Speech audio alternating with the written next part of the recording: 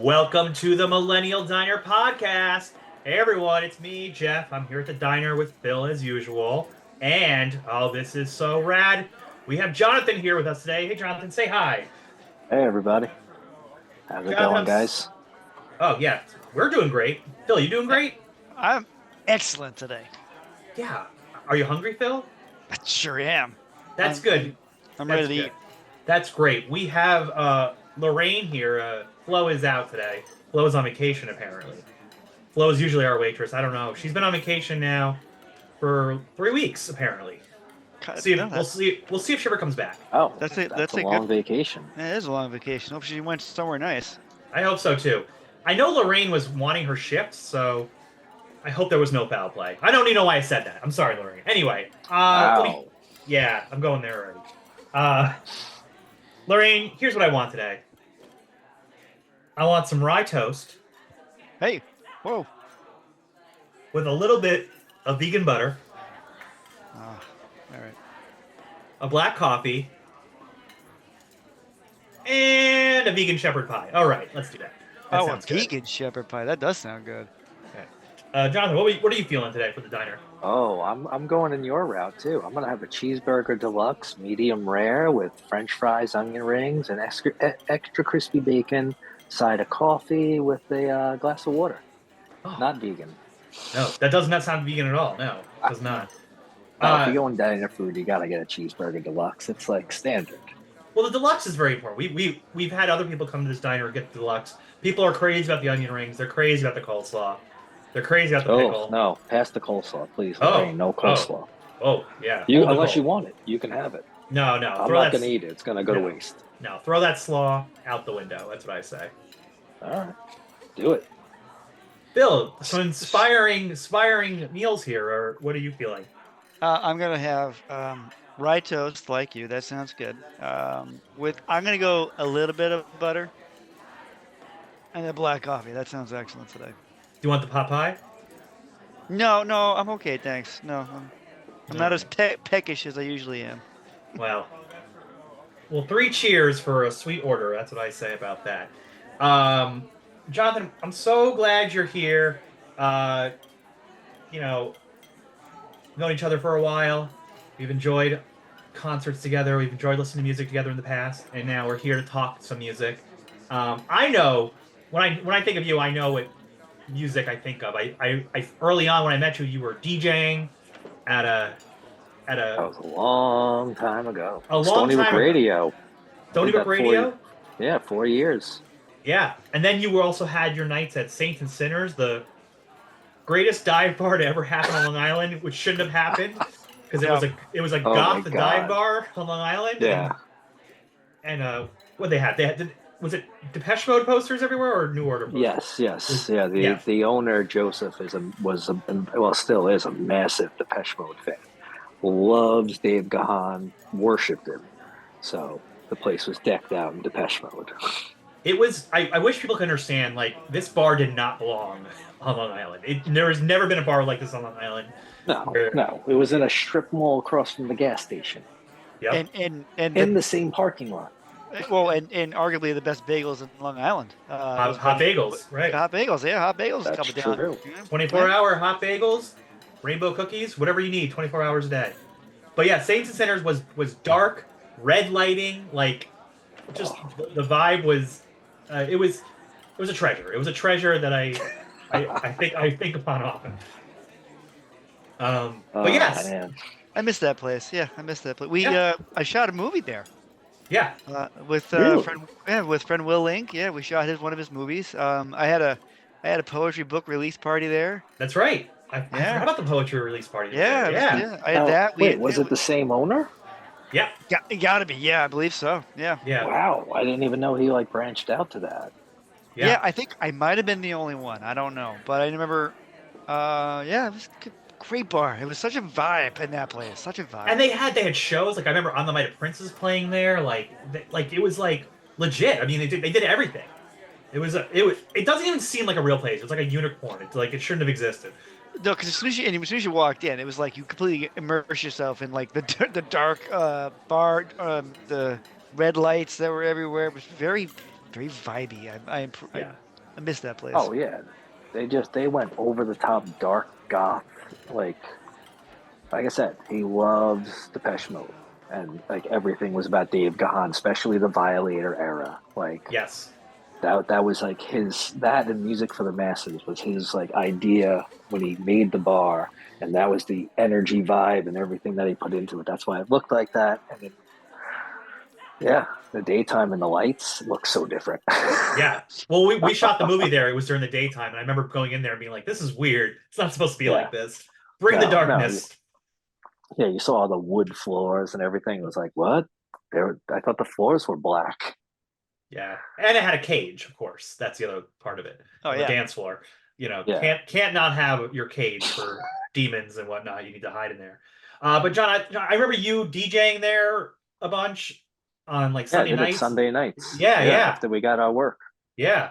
We worked at Borders for a long time there. At that time, that was a great time, and that's all going to come into play when we talk about our album today. But before we get into the album today, I'd love for you to share your story, your musical journey of kind of like what shaped you and like what got you excited about music and kind of like yeah like what's your journey. Well, I mean, I grew up. My brother's 6 years older than me. My sister's 8. My sister was into the Elton John, Billy Joel, Long Island music. She was into Duran Duran, huge Madonna fan. So she was all into like that 80s new wave and all that, like and some classic rock. My brother was into Metallica, Slayer, Megadeth, Anthrax, Public Enemy. I like first learned about Public Enemy through him, which fell in love with Chuck D. I was just mesmerized. But See, Jeff, I'm he telling you, Chuck D. That's what I'm telling you, man. All Chuck right, D's sorry. he's a legend. But anyway, yeah. Then he was still to this day a huge Ozzy fan because Randy Rhoads is like his is pretty much his idol for a guitarist. And so, because he loved the idea that he played classical guitar and metal. And once again, that's music that I was exposed to. So I'm hearing all this stuff. My brother is a guitar player, and he would talk about all these guitarists like Hendrix, Stevie Ray Vaughan, and he'd have the music. And so I'd go through his tapes and stuff, and then I'd be with my sister, and she'd have all the other stuff playing. And the only music my dad listened to, as far as I know, I've never heard anything besides uh, Yes Network or something in his car, was Neil Diamond. Oh wow. So every time with my dad, anytime he put music on, it wasn't talk radio, it was Neil Diamond. And so I was constantly being exposed to different stuff. My mom, she liked a little bit of everything, like, all different types, but she started getting into more of the modern stuff. I remember she had Guns N' Roses Appetite for Destruction in her car. Like I would listen to that with my mom, like driving around, just weird stuff. So I was always like, I had like different styles everywhere. One of my friends that I grew up with, his mom bought him whatever he wanted. His older brother was a house DJ, so he had all this vinyl. So he was playing electronic dance music and stuff. And I'm hearing that for the first time. I'm like, what is this? And then he was into Slick Rick. He was into, trying to remember who else. Uh, Digital Underground was a big one. Early Ice Cube, NWA, like old school 80s hip hop, like he got me into. I mean, I remember listening to Two Live Crew with him, and people like they sample some of the tracks now, they redo them. I'm like, that's Two Live Crew. And people are like, who? I'm like, oh man, learn your music. But he introduced me to Cypress Hill, and then I heard all this funky, like breakbeat, jazzy stuff, and I was like, what is this?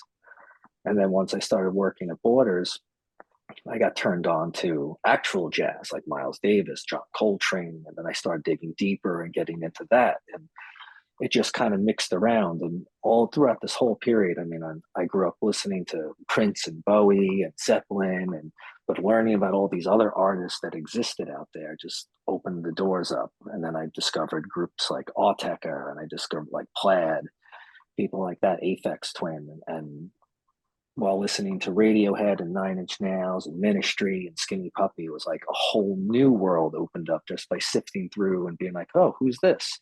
Oh, so and so said that they influenced them. Let me give it a shot. And we were able to open music, so I could just pop stuff on all day. And it was like, just listening to things, and I'd read interviews in magazines.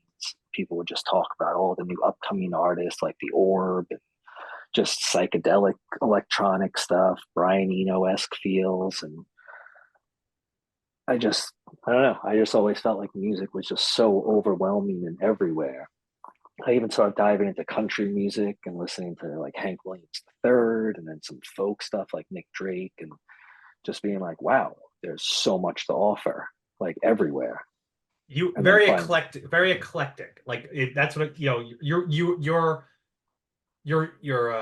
education in music is like all these different places, and you were taking it all in. oh, definitely. And when being able to have access to the classical section and that's in Borders, being able to just skim through like Beethoven and Mozart, but then finding Brahms's some concerto or even the Requiem, and then going into finding some things like listening more Vivaldi, and then going back and finding Mahler and finding all these different classical composers, and just being like, holy God, like why wasn't I listening to this too? Like just the way that the music was a whole new element that I just felt like encompassed everything. Yeah, and for the youngsters at home listening, we get a you Gen Ayers out there or whatever you are. Borders in the early 2000s, mid 2000s, sold primarily CDs, and we had a system where we could open a CD without actually breaking the seal, and we could play anything we wanted, and that's what we did. So Well, that's that and the boxes of promos that we get. well, that too, yeah. Well, my favorite thing about Borders was always you can go into the music section and you can listen to the album like up on the wall. It was up on the wall. You actually could put the headphones on. Oh yeah, the listening stations. The listening stations. I feel like that's something that's gone away, and I miss that as a place to go because I remember Foo Fighters. I actually remember distinctly listening to Foo Fighters. It was the second album, and singing along the Monkey Wrench in the middle of it, and I guess that was kind of loud. Well, Phil, Sorry. I hate to tell you this, no one ever cleaned those headsets. Yeah, So I I definitely would not have su- to agree to that. I'm not surprised. I'm not surprised in the slightest. all That's right, okay. all right, Jonathan. So you have so many, you mentioned so many artists who affected you in just a short amount of time, just here, and the ones you learned. Let's say, just for conversation's sake, aliens attack the Earth. They destroy most of our national landmarks, and most importantly, they pulverize with their laser beam Mount Rushmore. And then the aliens decide they don't want to come here because, you know, Earth's not that great. So they got out of there, and we're left with having to rebuild. And you've been in charge of rebuilding Mount Rushmore. Who of your music and singer songwriters or artists that you love would you put on that Mount Rushmore? I don't know what I got for. Four. Well, you can even add more if you really wanted to. Like this is your Mount Hmm. Rushmore, you know. I would probably have to say if I only had a small amount, I would definitely do Bowie.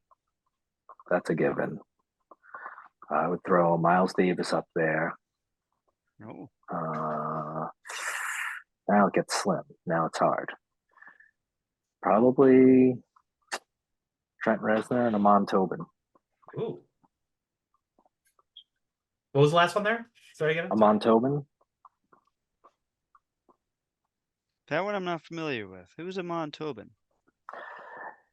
Well, oof, that's a loaded question. Uh, he's a musical composer of sorts. Started out in the early 90s doing a lot of jazzy drum and bass on Ninja Tunes. So Okay. he slowly built up from there. He did a little avant-garde drum and bass. And once he hit, I think it was the third album he did, he started branching out into electronic music. So like deeper, because the original stuff sounded very jazzy, very organic. He sampled a lot of cool like Brazilian beats and things like that.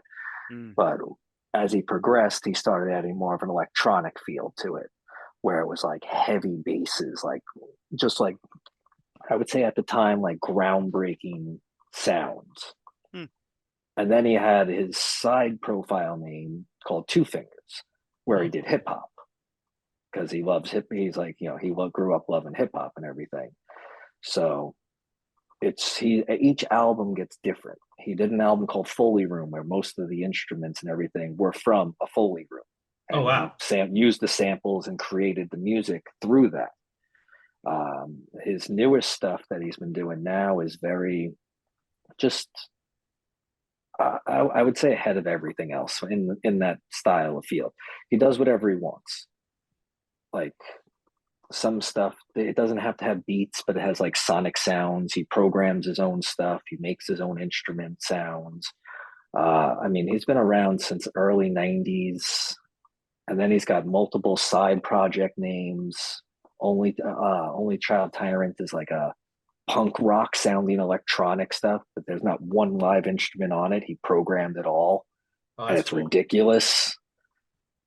Stone Giants is a really melodic, beautiful project that he did.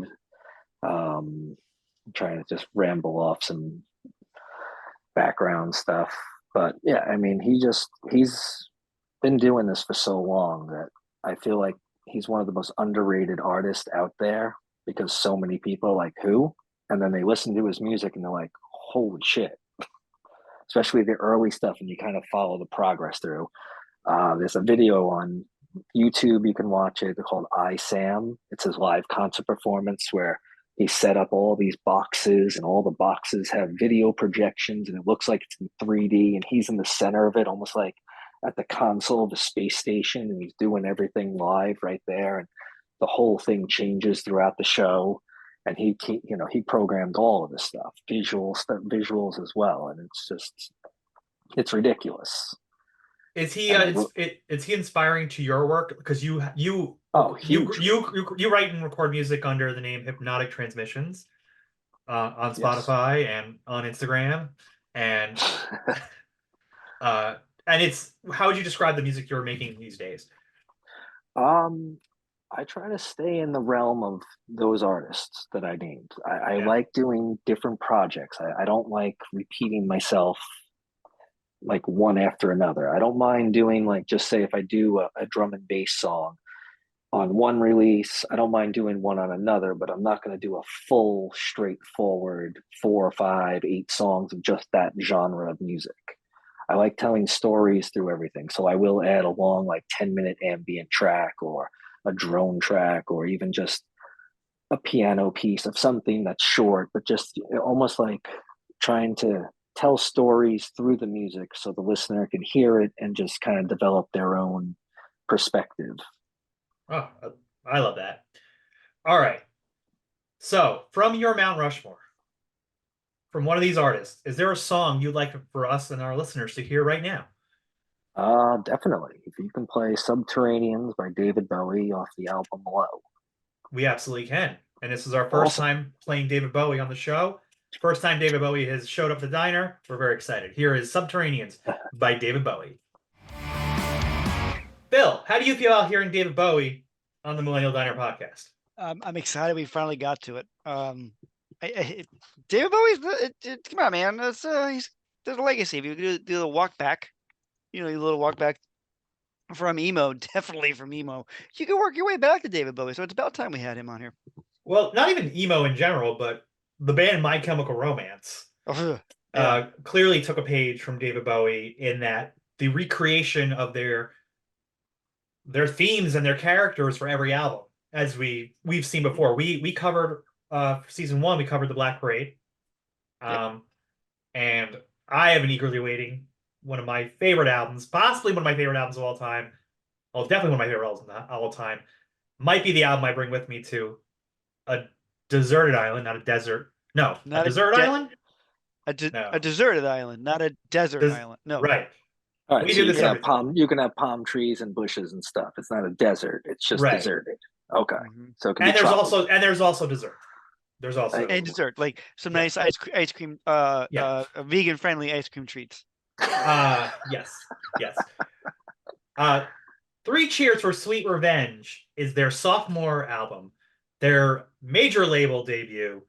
Uh, and really the record that took them from being part of the emo screamo punk scene to being one of the biggest pop rock bands of their era, and still to this day.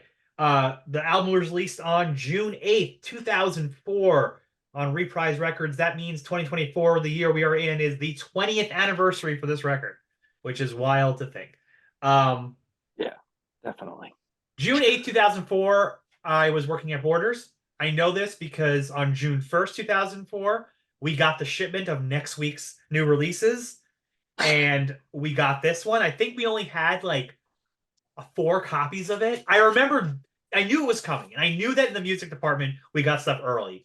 And I was so freaking excited about this record because I had read all these little tidbits they had been saying, like in different magazines. Because their first album is the album I fell in love with them is I Brought You My Bullets, You Brought Me Your Love, which was very much coming out of the screamo scene, but different.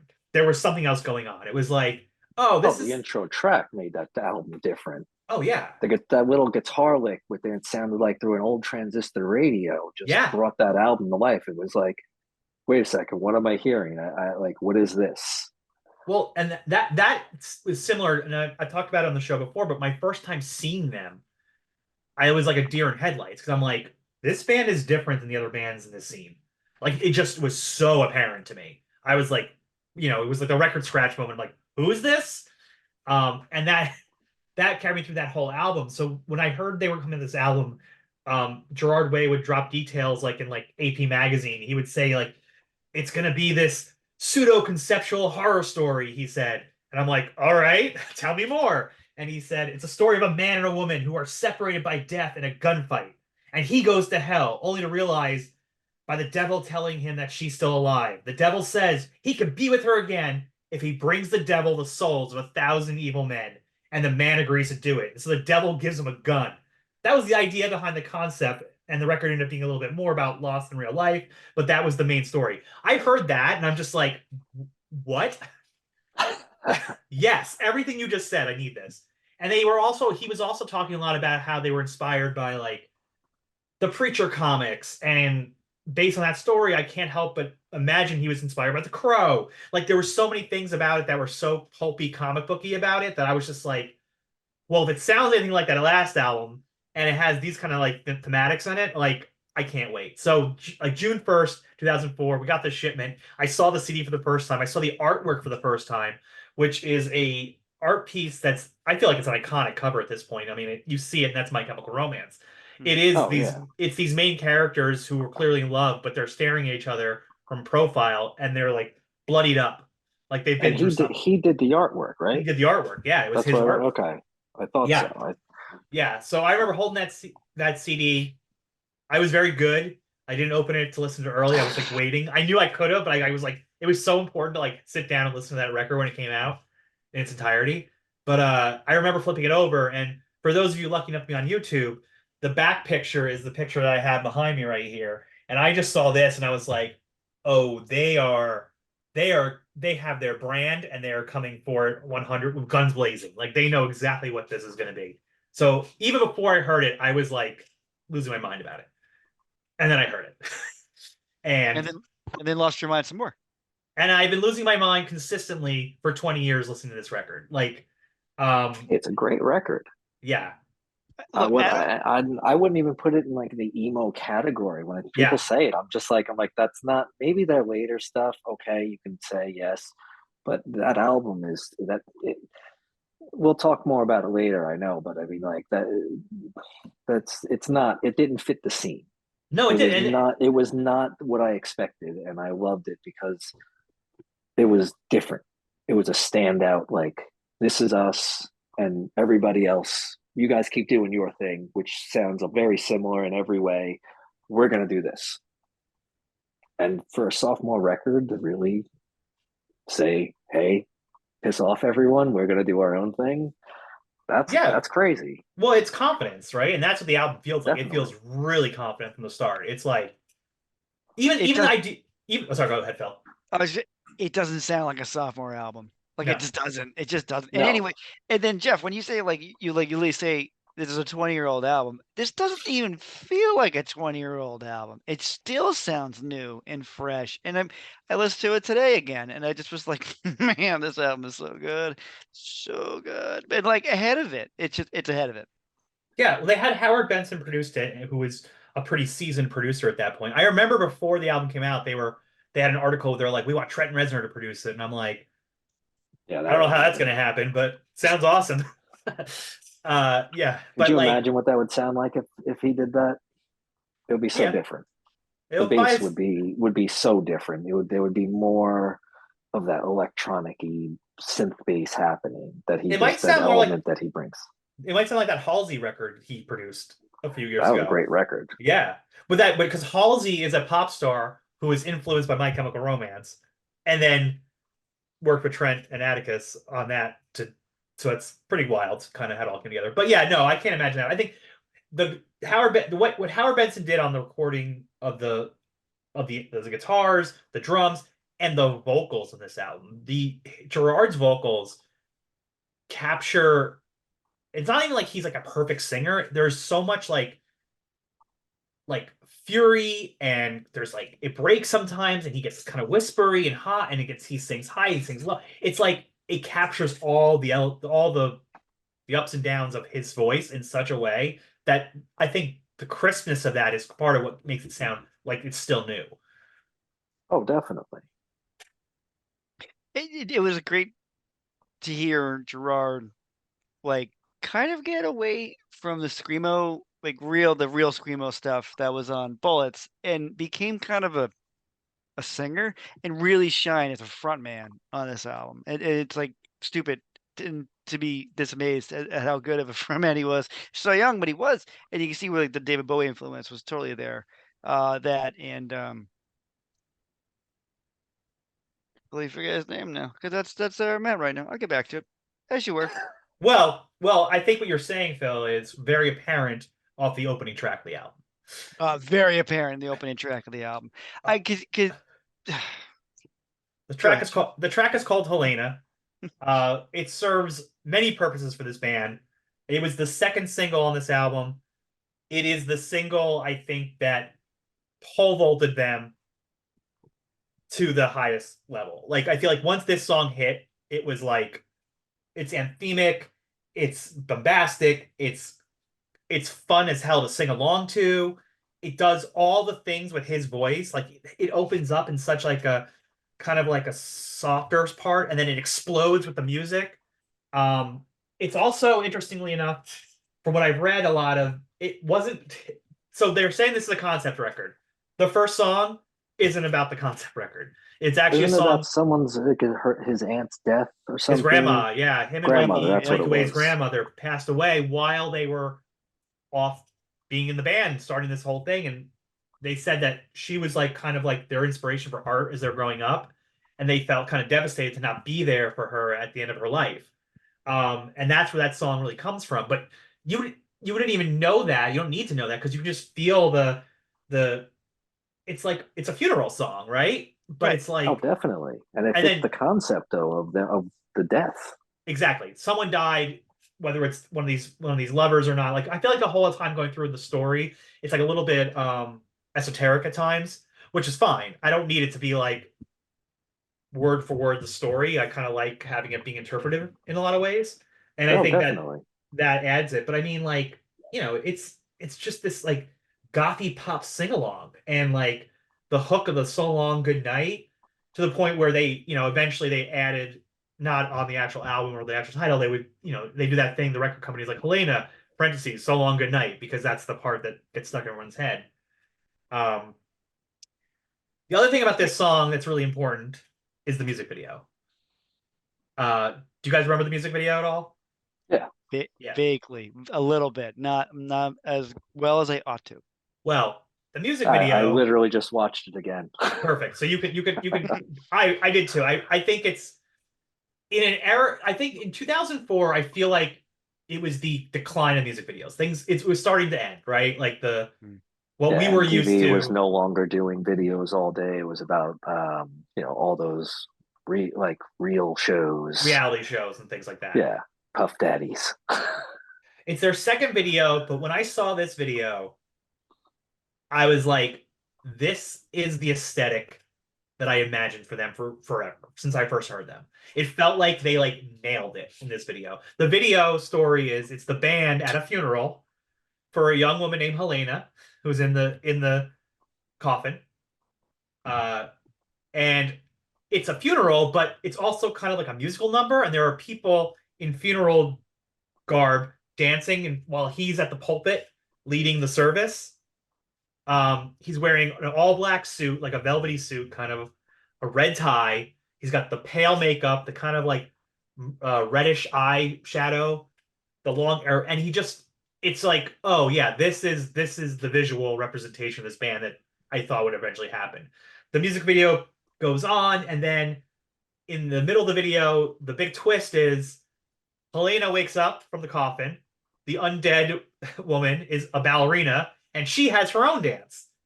And then she Doesn't dies her again. dress change color though? I can't remember now. Like I feel like it's black, I and don't. I can't I remember. thought it was white in the coffin, and then she comes out black, or Maybe it vice was. versa. Like that was like the little thing when she comes to life. They changed it. I believe I watched it again today, and I thought I picked up on that, but I could be wrong.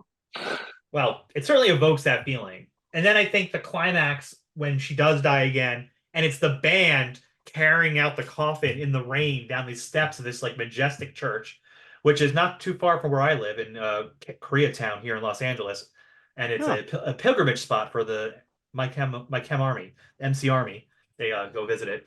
But yeah, and it was like, oh, this is the video that it should have been, and it's like iconic. And at that point, iconic videos weren't coming out anymore. So Oh kudos to no, them for doing that. the arty videos were all done. Yeah. Uh, but yeah, I this song is a banger. It's probably if probably their second biggest hit behind Welcome to the Black Parade. Um, but and it was proof that they can write a pop song. Because you get right, down to it, a lot of these songs they're pop songs, man. They right. are. They are. I don't know. They're I don't well, know. look, it's got it's got the poppy chorus, it's got the verse that's in there, it's got the hooky chorus, Yeah, very but you could memorable. say that about every single song that are That's good. true. That's true. Listen, That's That's true. true. That's true. listen. I mean, if you put it that way, I usually figure. I usually say it's more poppy if the production sounds like 8 or 9 people put this song together for the band. Where I felt like when you listen to them, they did the work, and then Right. someone just sat in the booth and mixed it and was like, okay. I mean, I mean, if you go back to even like Zeppelin, like early Zeppelin, so a whole lot of love. That's got a intro core, verse, chorus, verse, chorus. That's definitely not a pop song. It follows the pop song mentality of the verse, chorus, verse, chorus, verse, chorus. That I'll give you. Okay. Oh, Yeah. definitely. Yeah. And I think this is poppy. I think the first single, which we'll get to a little later, is Ugh, like, well, but I think that that was them knowing exactly what they were doing. Exactly. They were writing a single. That's what that thing was. Yeah, so oh we'll my get to god, that. yeah. We'll get Yeah. to that. But before we do that, we'll get to the track two. Give 'em Hell Kid, because this is a face melting banger.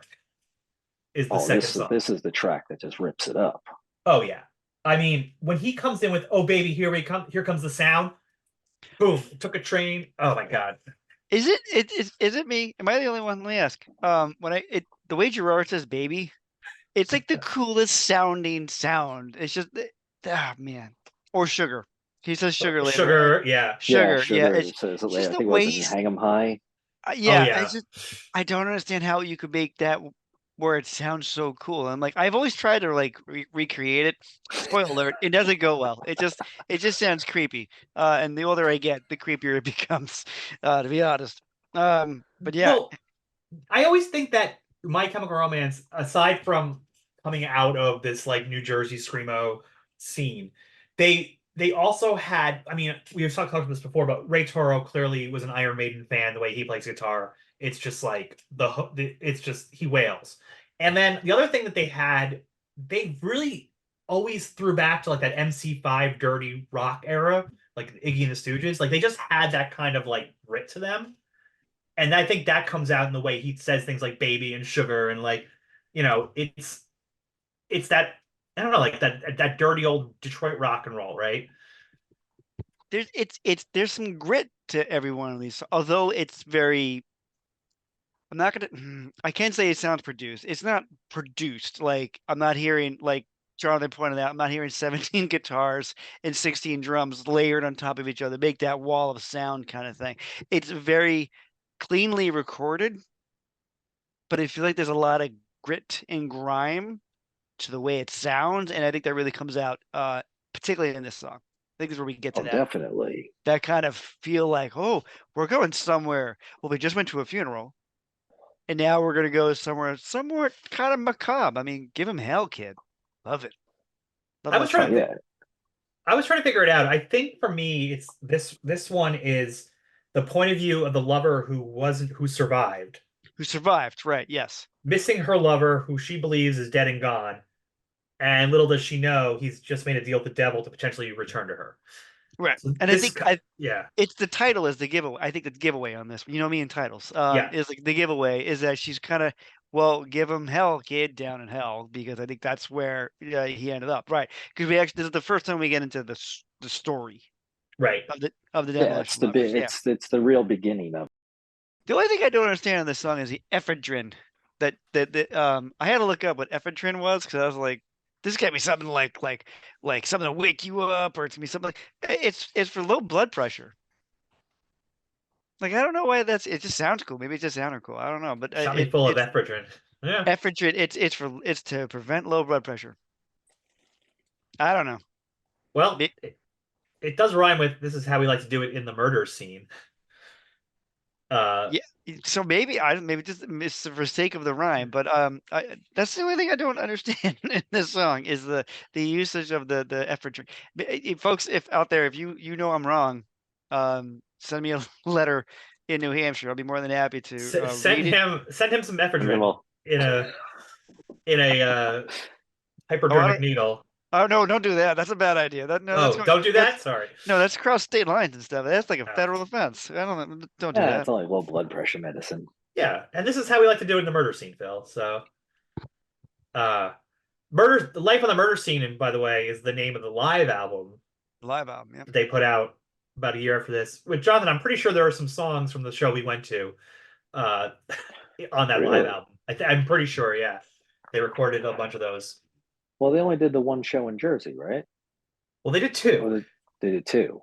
We went Ah, one sweet. night, and some friends of ours went the other night, and apparently the other night, they like didn't go on stage for like hours and like barely played any songs, and like it was kind of All a right, mess. so all right, We so we won. We probably won. got yeah, we won. We got the We won. recording and the good show. Yeah, yeah. That was that. What was that place in Jersey? It's the one that's over by the water over there. I always heard the name of it, but yeah, it Wasn't it? was No, wasn't Devil's Arena. no, it was a club. I'm blanking on the name. I'll look it up later. But basically, this show that we're talking about was it was kind of like the victory lap for them that year. They had Mhm. blown up that year, and this was like their Jersey holiday time show, like end of the year. So it must have Yeah. been like end of 2004. They played these shows in Jersey at this small club, and it was like we're rock stars now. This is crazy, kind of thing. That was like that was the vibe of the show. Oh Um, yeah, and they came out with a fury. There was oh yeah. no hour long waiting. They really just hit the stage like guns ablazing. Like, all right, here we go. We're just doing this, and hope you guys like it. Well, speaking of liking it, everyone's gonna like Give 'em Hell Kid, so I think we should play it. That's Do it. Here okay with me. is okay. Here is Give 'em Hell Kid by My Chemical Romance off Three Cheers for Sweet Revenge. All right, track three is called To the End. Not the The, beginning, but the end. Sorry, the that's our wedding song. The wedding the song, wedding if you will. song. Didn't we play? We went to a wedding. Where didn't we play this at a wedding? Yeah, we did. It was our friend Mike Teitelbaum's Our friend wedding. Mike's. Yeah, I look back at that and be like, that is the craziest. That is hilarious. We played this song at a wedding. Well, what was crazy was we were all excited and everybody else at the wedding cleared the dance floor. They cleared the dance, and it was like the eight of us in a circle, just singing and screaming at each other. The one song. What a great memory. I love every moment of that. That's so great. So I was going through some research on this one and I found on Genius, they're claiming that this was based on a William Faulkner short story, A Rose for Emily. Apparently, yes. Rose or Emily? I did not ever know that. So Nope. I was today years old when I learned that too. And then, so I guess for folks at home, if I'm going to sum up the story, it's working against change or time. You don't want things to change.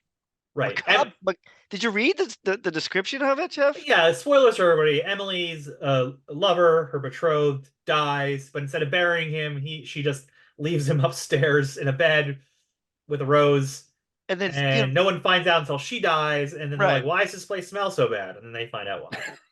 I mean, that's just macabre, man. I don't That's dark. Hey, that's Faulkner, baby. see. I would imagine more of like that's a Poe thing, I not was Yeah. just gonna Faulkner, say the but same yeah, thing. Yeah, yeah. Faulkner had his gothic, Southern Gothic charm. Southern Gothic. Oh, Gothic. There we go. Yeah, As I But Lay Dying, it's all yep. about, we know.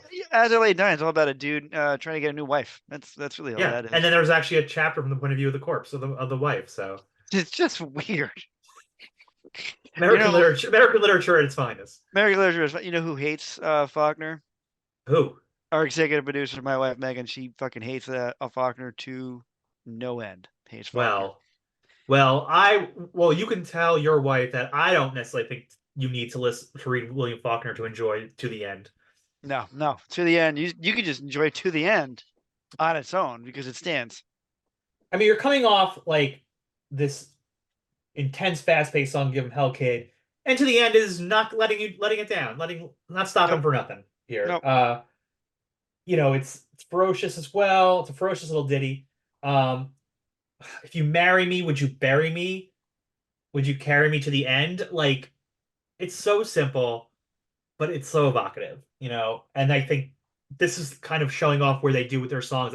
I feel like what they do really well throughout is like they kind of have these phrases that they come up with that are just like they just get stuck in your head, and you're like, oh, I love that. Yeah, the one that always stuck in my head with this song is my favorite line is then she drives at 90 by the Barbies and Kens and rhymes Kens with Bens. I mean, it's just that's lyric. I love it. I'm here for lyrics like that. Yeah, Oh yeah, he paints a great story with his words. Well, he at this point he had gotten the advice that from was it Gerard got it from Jeff from Thursday that every word matters. yeah, Right. It was at this point that he had that advice that you can't throw away words and lyrics and stuff. They have to matter. They have to mean something. And he does. You're right, Jonathan. Gerard paints pictures very clearly with his lyrics. Yeah, well, that's why when I listen to music nowadays, I just find that there's no pictures done. There's nothing, there's no puzzles being solved in what they say. Everything is direct. It's just straight to you. Like, here it is. This is my song. This is what it's about. And here I am, blah, blah, blah. And then in 2.5 minutes, it's over. Because God forbid you make a 3.5 to 5 minute long song these days. uh, The other thing I like that pops up in this song that is I think Gerard's already planting the seed for the next album. I think that I noticed that so much in this album this time Right? listening. Yeah, Mm-hmm. I know what you're saying. Yeah, I really picked up on that this time that like he like well one the first song is about a funeral, right? And he yep, kind of opens up Black Parade about a funeral, but in particular, this song says to the last parade. yep, And I was like, he was setting things. See, Jarve was always one step ahead of us. He really was, and he like was setting up the next album already. Because there's another song later on where I was like, this is meant like a reference. Like he uses this again later on. It's phrases he uses and themes. Well, themes are themes, but he uses phrases that seem to come back to other songs. Once it comes up, I'll let you know where I see it again. But it was like yeah. he like the last parade. I mean, maybe it's that's what the Black Parade is. Last parade was the parade of death coming to you, So As far as I agree 100%, and I have one later I want to point out as well for that. But for this one, I believe this is the dead lover killing an entire wedding party to yep, start off the killing spree that he needs yep. to do to get back to get the evil souls to the devil so he can be reunited with his lover. I mean, it's no small thing to do. It's 1,000 evil. Yeah, So yeah, 1,000. That's a lot. Scott Pilgrim only had to defeat 7 Eagle X's. Only Get 7. Ramona flowers. But our lover character here must kill 1,000 evil men or women and bring their souls to the devil. Well, if we're gonna start anywhere, you might as well start at a New Jersey wedding because those are usually at least 200 to 300 people in there, so you can get a good start or a good jump on. And most of them are evil, right? Yeah, Because most of them are gonna be evil. Yes. Phil said that. Phil said that. People from New Jersey, if you want to send your angry letters to New Hampshire, Oh and all man, the cyanide you drank. I mean, it's so good. Oh, it's that's so one of the good. best lines. And it's like in the chorus, it's like what? How many choruses are, ending with "and all the cyanide you drank"? It's not many, I can tell you that. I mean, that's what's so beautiful about. He makes you sing This is the chorus. This is the part you're gonna sing along with, and you're like, oh, I'm gonna sing along the cyanide.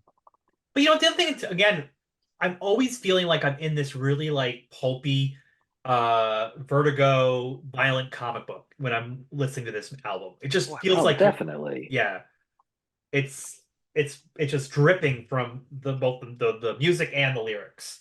All right, Phil, track 4. Track 4. You know what they do to guys like us in prison? What I'm do not they do? asking you. I'm I telling you remember that's the title. I Oh, remember seeing that title and being like, where did we just take a total twist on this album? see, I thought that was you actually were asking me that question. I was like, oh, I don't know. What do they do to guys like us? Oh, you weren't. It was a rhetorical question. Well, I mean, I could ask. You know what? I'm sorry. You're right, Phil. Phil, you know Yeah, what they do to guys like us in prison? nothing good. No, But they they don't give give you. us bagels every day. I don't know. I guess it depends on what prison you're in. I mean, that's true. I mean, if I'm in like some small prison, why am I having this conversation? What if I was in some small, normal prison? Because What's a as normal opposed to, prison? I don't know. That's why it was like, what's an abnormal Riverhead. prison, Phil? Riverhead. Yeah, I'm gonna go to Riverhead. Yeah, that'd be fantastic. Is that a federal one? Or is that just a county one? That's just I a believe county. it has federal. Does it? It's a federal one. I Hmm. think it is. I think it is now. Well, we could get into a whole tirade about the prison industrial complex that Mm. we deal with in our country, but instead, we're going to focus on the fact that this album features Burt McCracken, lead singer of the Used, ladies and gentlemen. Lead singer of the Used. Uh, for they're early on in My Chemical Romance's career, they opened for the Used. I was at one of those shows. It was amazing. The story goes that Gerard and Burt became fast friends, and were living the fast rock star lifestyle. They were drinking, there were drugs, they were partying, they were having a grand old time. But they had a bond, and that's how Burt ended up on this record. They were also on Warner Brothers as well. Um, yeah, so Bert's on this, and he comes in. This song, I mean, the opening of this song, because like you come off these two ragers, these fast ragers, and it's Right. like dun, dun, dun, dun, dun, in the middle of a gunfight, in the You, center of a Oh, restaurant. it's got such where's a fun rock swing feel. Yeah, Like it's like almost a, like you're in like an old school saloon. Like yes, yeah, this is the don't is this the one I believe they mentions like with the cards in the lyrics? He's talking about like yes. playing cards and yeah, like I remember like the it just Jokers are pops. wild, and yeah. Yeah, so it always reminded me of just like an old school Clint Eastwood saloon, like from his westerns. Like you just kind of like walk in, there's that guy like, everyone has glasses of beer and whiskey, and they're just sitting around with cowboy hats on, gun belts on. Yeah, it completely creates that feeling. Like, and it's like to me, if you're in the story, they're in this gunfight, and the cops show up, and and he gets arrested. It's like they're trying to kill the evil man, and this is kind of like the first problem they have to get out of is they go to jail for Yeah, trying to kill all these evil men. Huh? from Jersey. Yeah, because they say they all cheat at cards and the checkers are lost. My cellmate's a killer. They make me do a push-ups in drag, but nobody cares if you're losing yourself. And then we get into some mental health stuff. Where am I losing myself? I mean, is he kind of losing himself too, being this 1,000 killer, murderous, rampager person guy man? I don't know. Well, I love that verse too because am I losing myself? And he's like, "Well, I miss my mom. Will they give me the chair, lethal injection, or swing from a rope if you dare? Nobody knows all the trouble I've seen." Like It's to like drop that's the that, yeah, yeah. the Mhm. the old like prison like, oh Yeah, no, yeah, it's but it's also the delivery. Like, I think I always want to mention this with Gerard, his performance when he's delivering his lines in every song. There's so much going on in his performance Mm. in general. And like this one's really cool because it's bouncing off of Bert at different times too. Well, I think this song really illustrates the showmanship that Gerard has and the Yeah, way he can flex his voice in a couple of different ways. Like the opening of this music is amazing. A little melody out of nowhere, and you're like, oh, okay, we're going on some fun little adventure. But no, we're not. And we're gonna go into a shootout at a bar, and then the cops come, everybody gets arrested.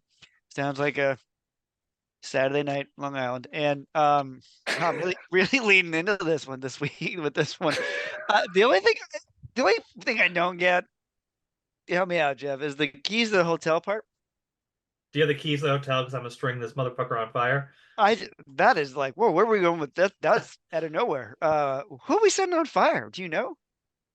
I don't know at that point. It This I is know it's this yeah, motherfucker. I know that, but yeah, like, yeah, who is said motherfucker is what I don't know. Whew, watch out, gonna put him on I think fire. it's just a random bad guy. Like it's part of the collection. You know, he found a good worthy soul, and he was just like, all right, well, this is my next target. Like this is the guy I'm gonna light up. Like I and then feel I'm gonna yeah, move on to the next yeah, one because I got Yeah, 800 and change still to go because I just, you know, as Phil says, killed a wedding party in Jersey. yeah. wedding party in And Jersey. now breaking out of prison on Long Island apparently and Yeah, killing. from Riverhead. The Was it? outro of this song, because my favorite line is "Life is but a dream for the dead," and the way he says that, "Life is but a dream for the dead." I don't know why I'm trying to sing this. Uh, and I won't go down by myself, but I'll go down with my friend. Yeah, like Yeah, that's a it's great line. it's so good. Phil, Yeah.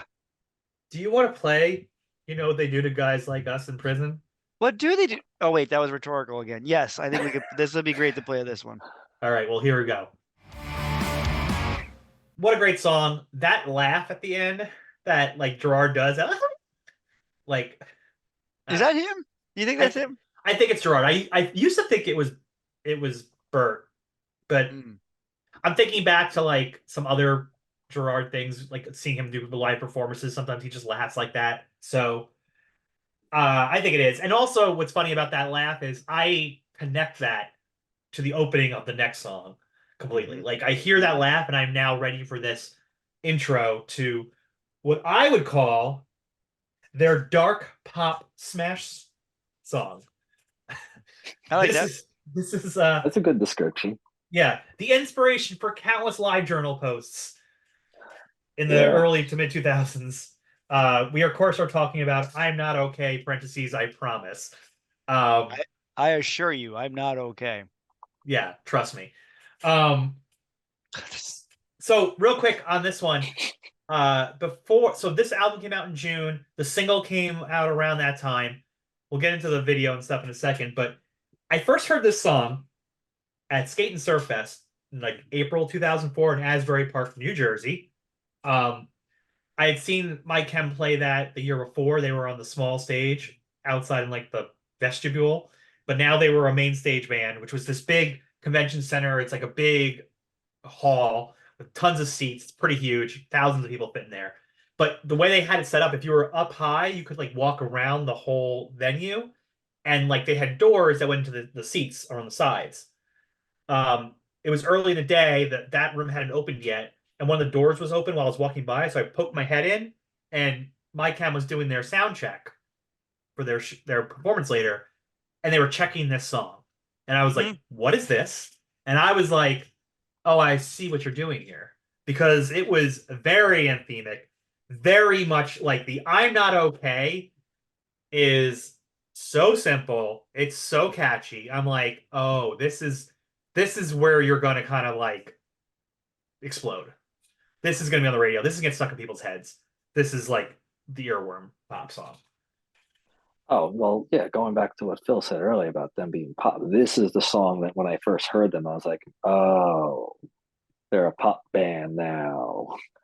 Exactly felt that way. And I was like, oh, okay, it's a a sad pop song, but But it was it's a like dark pop so. song. Yeah, yeah. No, exactly. It has those great dark elements, but it was just so. It sounded so overproduced, so like, yay, so shiny, so like, yay, but we're going to be a little dark on it. I always felt like it really never fit the album. It does Like feel like the it, extra song, yeah. And yeah, I think you're right. It probably I know it's the was, single, and I yeah. know that was definitely pushed by a label at the time because labels dictated so much more than the band did. They probably like, hey, that song is catchy. It could be radio friendly. We could pump this out. This can be your song to make your audience get bigger. But I was like, every time I hear that on the album, it's just like, this song. No, I agree. It's definitely the outlier on the album for sure. Mm. I think it's I think it's a really fun banger though, and like for Yes, it is me, definitely. for me, so in 2019 they had been basically broken up or on hiatus for 7 years. They decided to put on a return. They called it the Return Show. They did it here in LA. I was very fortunate to get a ticket to go to this show. It was I couldn't believe I got a ticket. It was insane, and it was the whole time we were sitting in the audience, everyone was speculating, like, what are they coming out to? Like, what is the first song you play when you've been gone for 7 years and haven't played a show? And I was like, everyone's guessing all these different songs. And then this kicked in, and I was like, of course you start with this. Yeah. Yes. Yeah, this is how you just like, here's one of our bangers. We're just coming right out with it. Everyone's gonna get up and jumping up and down. Um, it's it's I definitely wonder about what you said, John, about like did some of the labels say you need like a really catchy pop punk song to really, put you on the map. But it's like Well, yeah. also the timing was right because emo is starting to explode now. And is there anything more emo than I'm Not Okay? Oh, exactly. No, it fit It's perfectly with yeah, everything. But that's why I kind of felt like that was like the push. It was yeah, like, hey, you're on a major label. This is your first major release. We're going to dictate to you. We want one sounding single, like one good airplay thing. It could be dark, it could be weird, but it has to be catchy enough that we can just draw in people. Well, it worked because it drew me Oh, in. definitely. I was Oh, it got like, oh, hello. everybody on it.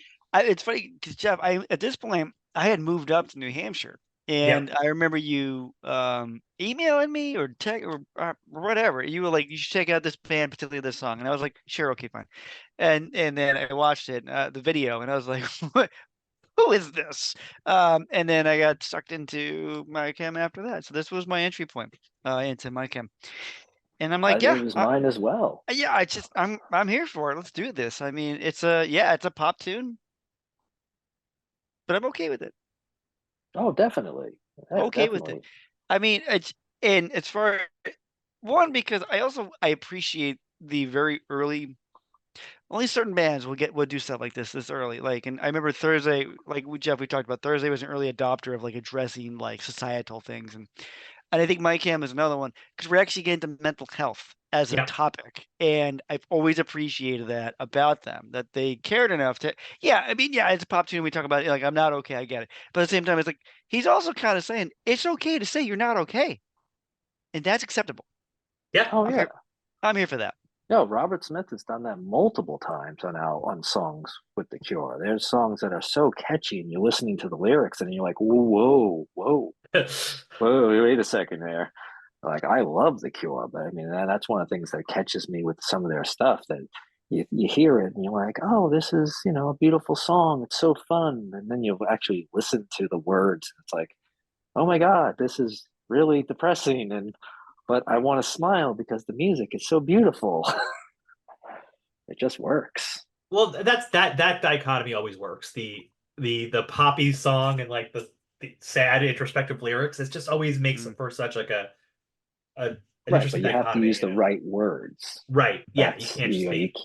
you can't be just cheesy like over the top. Like the artists that always stand out are the ones that like the right words, the subtlety of the projection just kind of makes it jump out where you're like, oh, that's cool, and now I feel a little weird, but I still want to smile. Well, you know what's funny on this one? Yes, we got the I'm Not Okay, but I will always appreciate, even though this is like you're going to be on the radio, you're going to be on movie soundtracks. You're going to be commercial. This is the song for that. When he gets to the final chorus, he says, "I'm not okay." Well, I'm not oh fucking K. like I really appreciate having a fuck in this song because I feel like a lot of times when you're writing this song to blow you up, you don't do that Mhm. for radio play, but they Mhm. No, that's a actually rebellious. yes, yeah, and which is like the sneer that I wanted from them in this song. Well, hey, look at I don't know how familiar you guys are with Corn, Yeah. but they Mhm. put out the song "You All Want a Single," and that was the single for that album. And the line just goes, "You all want a single? Say fuck that, fuck that, fuck that." And the record label was like, "How do we put this out as a single?" And like the main part of the song, you say "fuck" like 3 4 times in a row. We got to beep it out or mute it. And they were just like, "Uh huh." Yeah. It's You know, that's and the that and way. that's coming from a band. I think that was on their fifth album or sixth. Like that's like that's what I mean when I talk about the record labels. Like they're asking Korn, who's an established, selling out everywhere for years, and being like, "Hey, we need a catchy single from you guys to play on the radio," and that's what they came up with. Classic. It's no Adidas, but you know what is. Mm-mm. Did you guys see that Korn is finally doing a collab with Adidas? Yeah, about time. Yeah, yeah, yeah. It's about time, yeah. Um, the music video, this is the first single. I couldn't find it when I was doing my research on YouTube. There was an original video for this one that was just them going to Skate and Surf Fest, basically. It was like them waking up Mm. in the basement, getting the conversion van with the trailer and getting there. When the album came out, they redid it with a budget and they make the very famous video that they have for this, which is them at like a prep school. It looks like could be Yeah. Rushmore Academy, has that vibe to it. The opening of the video is one of my favorite parts. It's a preamble. It's Ray is sitting on the steps with Gerard in their school uniforms, and he says, "You like D&D, Audrey Hepburn, Fangoria, Harry Houdini, and croquet. You can't swim, you can't dance, and you know karate. Face it, you're never gonna make it." And Gerard says, "I don't want to make it. I just wanna," and then the song comes in. But that thing where that whole list that A Ray bit, gives yeah. about what he likes sounds so honest and so specific to probably exactly what Gerard likes. I think he sums up Gerard perfectly. Perfectly in that. It's funny. My favorite thing, the other end of this, the end of the song, is the ending of the video where it says all the different things come Yes. up on the screen. Like I was like, nobody does this in music videos. Like we get back to like no one's doing music videos anymore. Their music videos have always been great. Yeah. And I remember watching this being like floored by the way they're going, all the different like adjectives and the way so cool. So it was so different. They were a band who knew their brand very early. Like when we talked with Jeff, we talked about Alkaline Trio. That it took about four albums, 3 albums. Yeah, 3 4 albums to get their aesthetic down. Because they Yeah. started in '98 and it was 2003 that they finally got the black suit thing down. And with My Camp, it was just the second album. Only with 3 years in altogether, and they've got it down. Jordan knew what he was doing. Yeah. Yeah. No, and speaking of Gerard knowing what he's doing, his performance in that video, he looks unhinged at times. The way his Yeah, like eyes are and stuff when it's like he's not trying to be like no offense to I'm Pete not trying Wentz, to but be he's pretty. not he's not trying to be like the pretty boy of the scene. He's like right. I am I'm not well. I'm not Yeah, okay. I assure you, I'm not okay. Yeah. Yeah.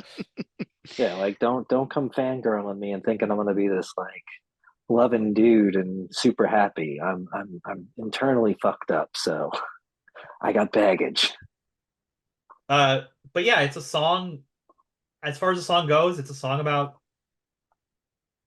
not being over somebody or unrequited. It doesn't even matter what he's upset about. He's just not okay. So No, he's not okay. No. Phil, I don't think anybody will be okay if we don't play this Uh, song. So we'll be in a lot of trouble. yeah. And I don't want Phil to not be okay. I appreciate that. So here is I'm Not Okay, I Promise. Track 6. Here we go. We're going to track 6 here. It's called The Ghost of You. I always love that title. It's a somber title for a somber song.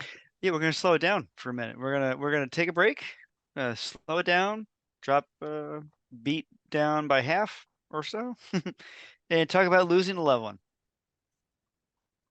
and being haunted by that ghost, the ghost of you, not you, Yeah. Jeff. No, no, no. I I would think hope this. not. Well, yeah. Well, no, Well, unless this would be an interesting show, talking to a ghost. you think Unless we you were a would. space ghost, Well, that that's a dream. Like that's a dream alone.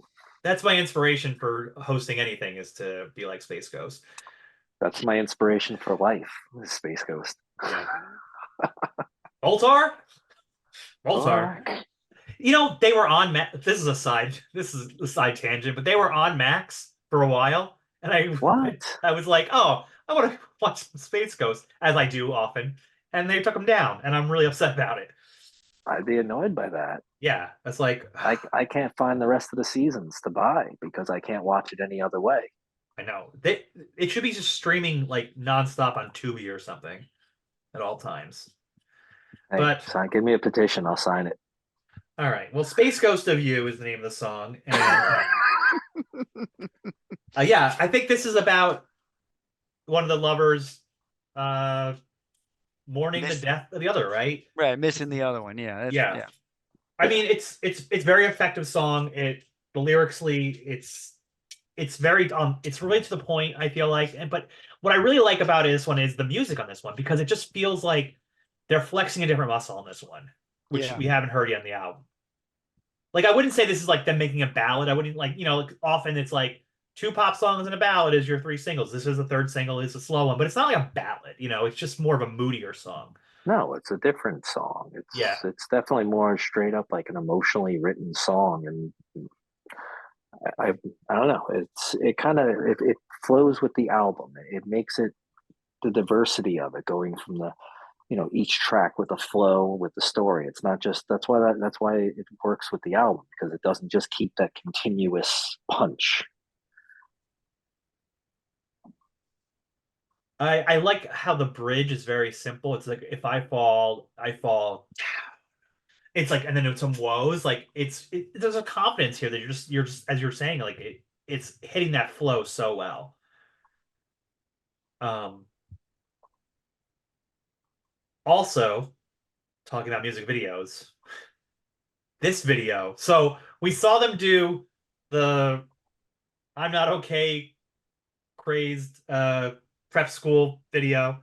We saw them do the ballerina dancing corpse at the funeral video. What do you do for this one? How about a World War II video? Let's go to That's World right. War I II. was just That gonna makes say this was the World War II one when they Yeah, start out the USO show. exactly. And they're complete 1940s style. Gerard looks like a crooner. He's got the old 40s microphone. It's Yep. all soldiers and women dancing before D-Day, it looks like. Then they're cutting to D-Day and the storming of the beach in Normandy. And I just rewatched this video again. I am blown away by the production of this video. Like, Oh, it's incredible. I know it's close-ups and stuff, and that's how they're getting away with it, but like it looks like it's ripped right out of Saving Private Ryan. Yes. It's unbelievable. There's that one shot that it's like a little transition shot where it's everyone ballroom dancing at the USO show, and then the water comes in and like crossfades the image into the water at the beach for the war scene. So cool. And then Mikey dies in the video. I know. I was like, this is more. the most upsetting part. I was like, no, not Mikey. He's that's sad. See But you, then Mikey. Gerard's performance is like just absolute torment. It's like this video is again. I have to stress this enough for people. If you were not paying attention at the time, music videos were on the decline at this point. This was not happening. And I just looked it up because I was kind of curious. I wanted to know at this point the album had been out for over a year. Yeah. And the company's like, because I'm going to assume it's the record company's like, all right, we could throw them some money, some more money to make a bigger video because at this point it's the album is becoming the monster that it would ultimately become in the end. Just a side note, working at Borders with Jonathan at this time, I was working in the receiving area where the trucks would drop the books off, and you would spend sometimes 8 hours back there just opening pallets and Oh my sorting God, books. Yes. I kid you not, there were days when I listened to this album for 8 hours straight. I wouldn't doubt it. Just on repeat. I was just like, well, let's do it again. Let's do it again. I love those days. Never I got remember tired of it. Matt used to do that too. Yeah. We have He a would, few albums we just like loop. He would probably do like Perfect Circle the whole time or Tool. oh yeah, that was definitely Oh, on back playing. Perfect Circle. I haven't thought about them in a long time, and that's shame on me. That was at least the first album was the one. That's the only album I was like, oh, because I remember the video. Because I remember the video for that. Because then we're gonna go to the side quest about Perfect Circle. Because the video had a camera attached to like the guitar head. I remember that being like a new thing, where like so the camera like is shooting down the length of the guitar, and I thought that was super interesting. Okay, side quest is over. Moving on. Moving back to Well, the story. I'm glad you're jetting back here, Bill, because the next track, track 7, which is also the final track on side A, which is important, That is important. is called "The Jet Set Life Is Gonna Kill You." Here's a thing that I can't prove because I didn't look into it too deeply, but in all my years of seeing My Chemical Romance, I don't think I've ever seen this song live. Really? Yeah, Really? during the whole run of their tour for this album, I don't remember, at least the shows I went to, I don't remember seeing it. And during this last year where they were doing kind of like their reunion shows and they were kind of playing a little bit of everything, it still Was it like didn't a make it. greatest hits tour, the It last was one? yeah, it was like a greatest hits. It was basically them coming back and be like, "We're back, we're a band full time," and like, but they would change the set list up every night. So like, if you went to multiple nights, you got like very different flavors Oh, depending when that's you went, really which cool. is really cool. They were really doing a lot of different stuff, but this one didn't make it, which is interesting because I love this song. This song is a vibe. It's also a little slower, but not in the same way. Right. It's uh I I, love the check into the Hotel Bella Bella Muerta. Morte. Oh First yeah, up, the way he yeah, says that. yeah. So Jeff, good. Yeah. I looked it up for you, Jeff, because that's me. So says setlist.com. Jet Set's only been played 94 times. Okay, so they have played it. They have, and then but so says Setlist. The most recently was 2008. Okay, so it's been a minute. It's been a minute. Been a minute since they played it. Yep. Well, And I'm they glad didn't. to know they play it because I am looking forward to hearing it at some point. Um, it's got Yeah. such a nice. I love the opening, and then that first verse: "Gaze into her killing jar. I sometimes stare for hours. She can even poke the hole so I can breathe." It's funny because he makes like it's almost like he's talking to this woman who is analogous to being like I think like the death of him or like what's gonna end it all for him. And I feel like the title kind of gives that one away because the jet set life is gonna. I mean, it's funny because jet setting that's like fancy people jet set, right? Like they Yeah, go you go out on and like yachts and stuff. yeah, Yeah, like you gotta travel and it's You like for know, we're leisure gonna go to because the French Riviera. right, and I just feel like that's so why would I mean that sounds kind of nice. I don't know why that would try and kill you. I don't know. Well, Well, she bought the last line, which I imagine is cocaine. I'm just the worst kind. Like that's the thing. Like I feel like she's jet setting in the sense that she's taking him. I feel like this is like an interlude for his journey. Like he's getting caught up with this like drug addict, basically. Yeah. Well, I'm because lost in he I'm lost in the prescription. You know, she's got something else in mind. Check into the Hotel Villa Muerta, like the beautiful death. it's like the Hotel California, Yeah, yeah. but the emo version. right. Yeah, The goth emo version. the goth emo version. Yeah, I like that. We should make a T-shirt with that. Yeah. More t-shirts, please. I'll let we'll let Megan know. Yeah, Yeah, because so I can buy another t-shirt. Because I own our entire catalog. the entire catalog, and you should wear it well. Speaking of which, folks at home, we have a T-shirt based on this album. I'll remind you again at the end of the show, but there is a T-shirt based on this album. You can pick up. This is your For sugar, by the way. Yeah, you the this same is old sugar. and it's like it's like said at the end. Well, one Yeah, point earlier in the song at the end. Yeah, because there's talking about a lot of drug use here. I think drug use here because like pull the plug. But I like to learn your name and holding on. It's funny because holding, the concept of holding pops up a bunch of times on this album. Like yeah. because even Helena, is it Helena? Helena, Not Helena. Helena. Okay, thank you. Because he even talks in the first song about having to hold on to things, and maybe it was just holding on to things for too long. And so this song is kind of that reaction, like, let's go get crazy and do cocaine and jet set across the world, because why not? Um, Well, it's almost like he's deterring from doing the job he's set to do. Yeah, mhm, this this mhm. is this is the getting And off the path. that's yeah, like this is the way of like, okay, I need to stop doing this because I have a mission. Like, Which makes sense that it would be at this point in the album. This is kind of like the midway point, like before we kind of get into the climax, if you will. Like this is the part where he could get distracted and he could go off and lose the mission, as it were. Because when we go on to the next side of the album, um, first of all, side B of this album, I know Phil talked about before. You had your hot take that Nirvana's Nevermind side B is the best side. It's the best side. We've already gone through the first side of this album. There's incredible songs on the first side. This B side is like my favorite sequence of songs. I mean, it's for pound. It is. We get to this interlude, which is like the take your breath. It's going to be this slow kind of guitar, kind of like what is it, like a staticky stuff. This is track 8, the interlude, right? Right. And Yes. he's singing kind of like it's like a kind of a weak voice he's singing with, kind of like a cracking voice, and he's just saying, "Saints protect her now. Come angels of the Lord. Come angels of unknown." So he's like praying for her, right? Right.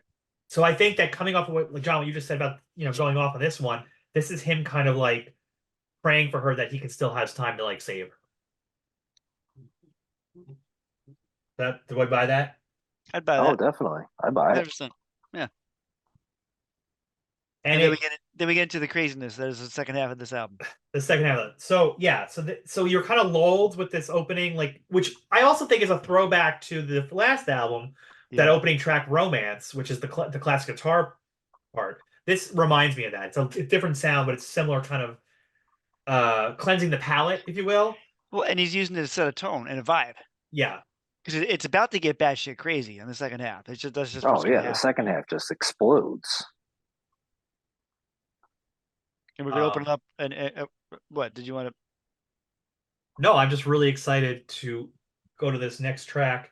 Merci pour le venin. Le venin. It's my terrible French for thank you for the venom. Thank you for the venom. Thank you for the venom. First of all, I don't know if I love a song title as much as I love this song title.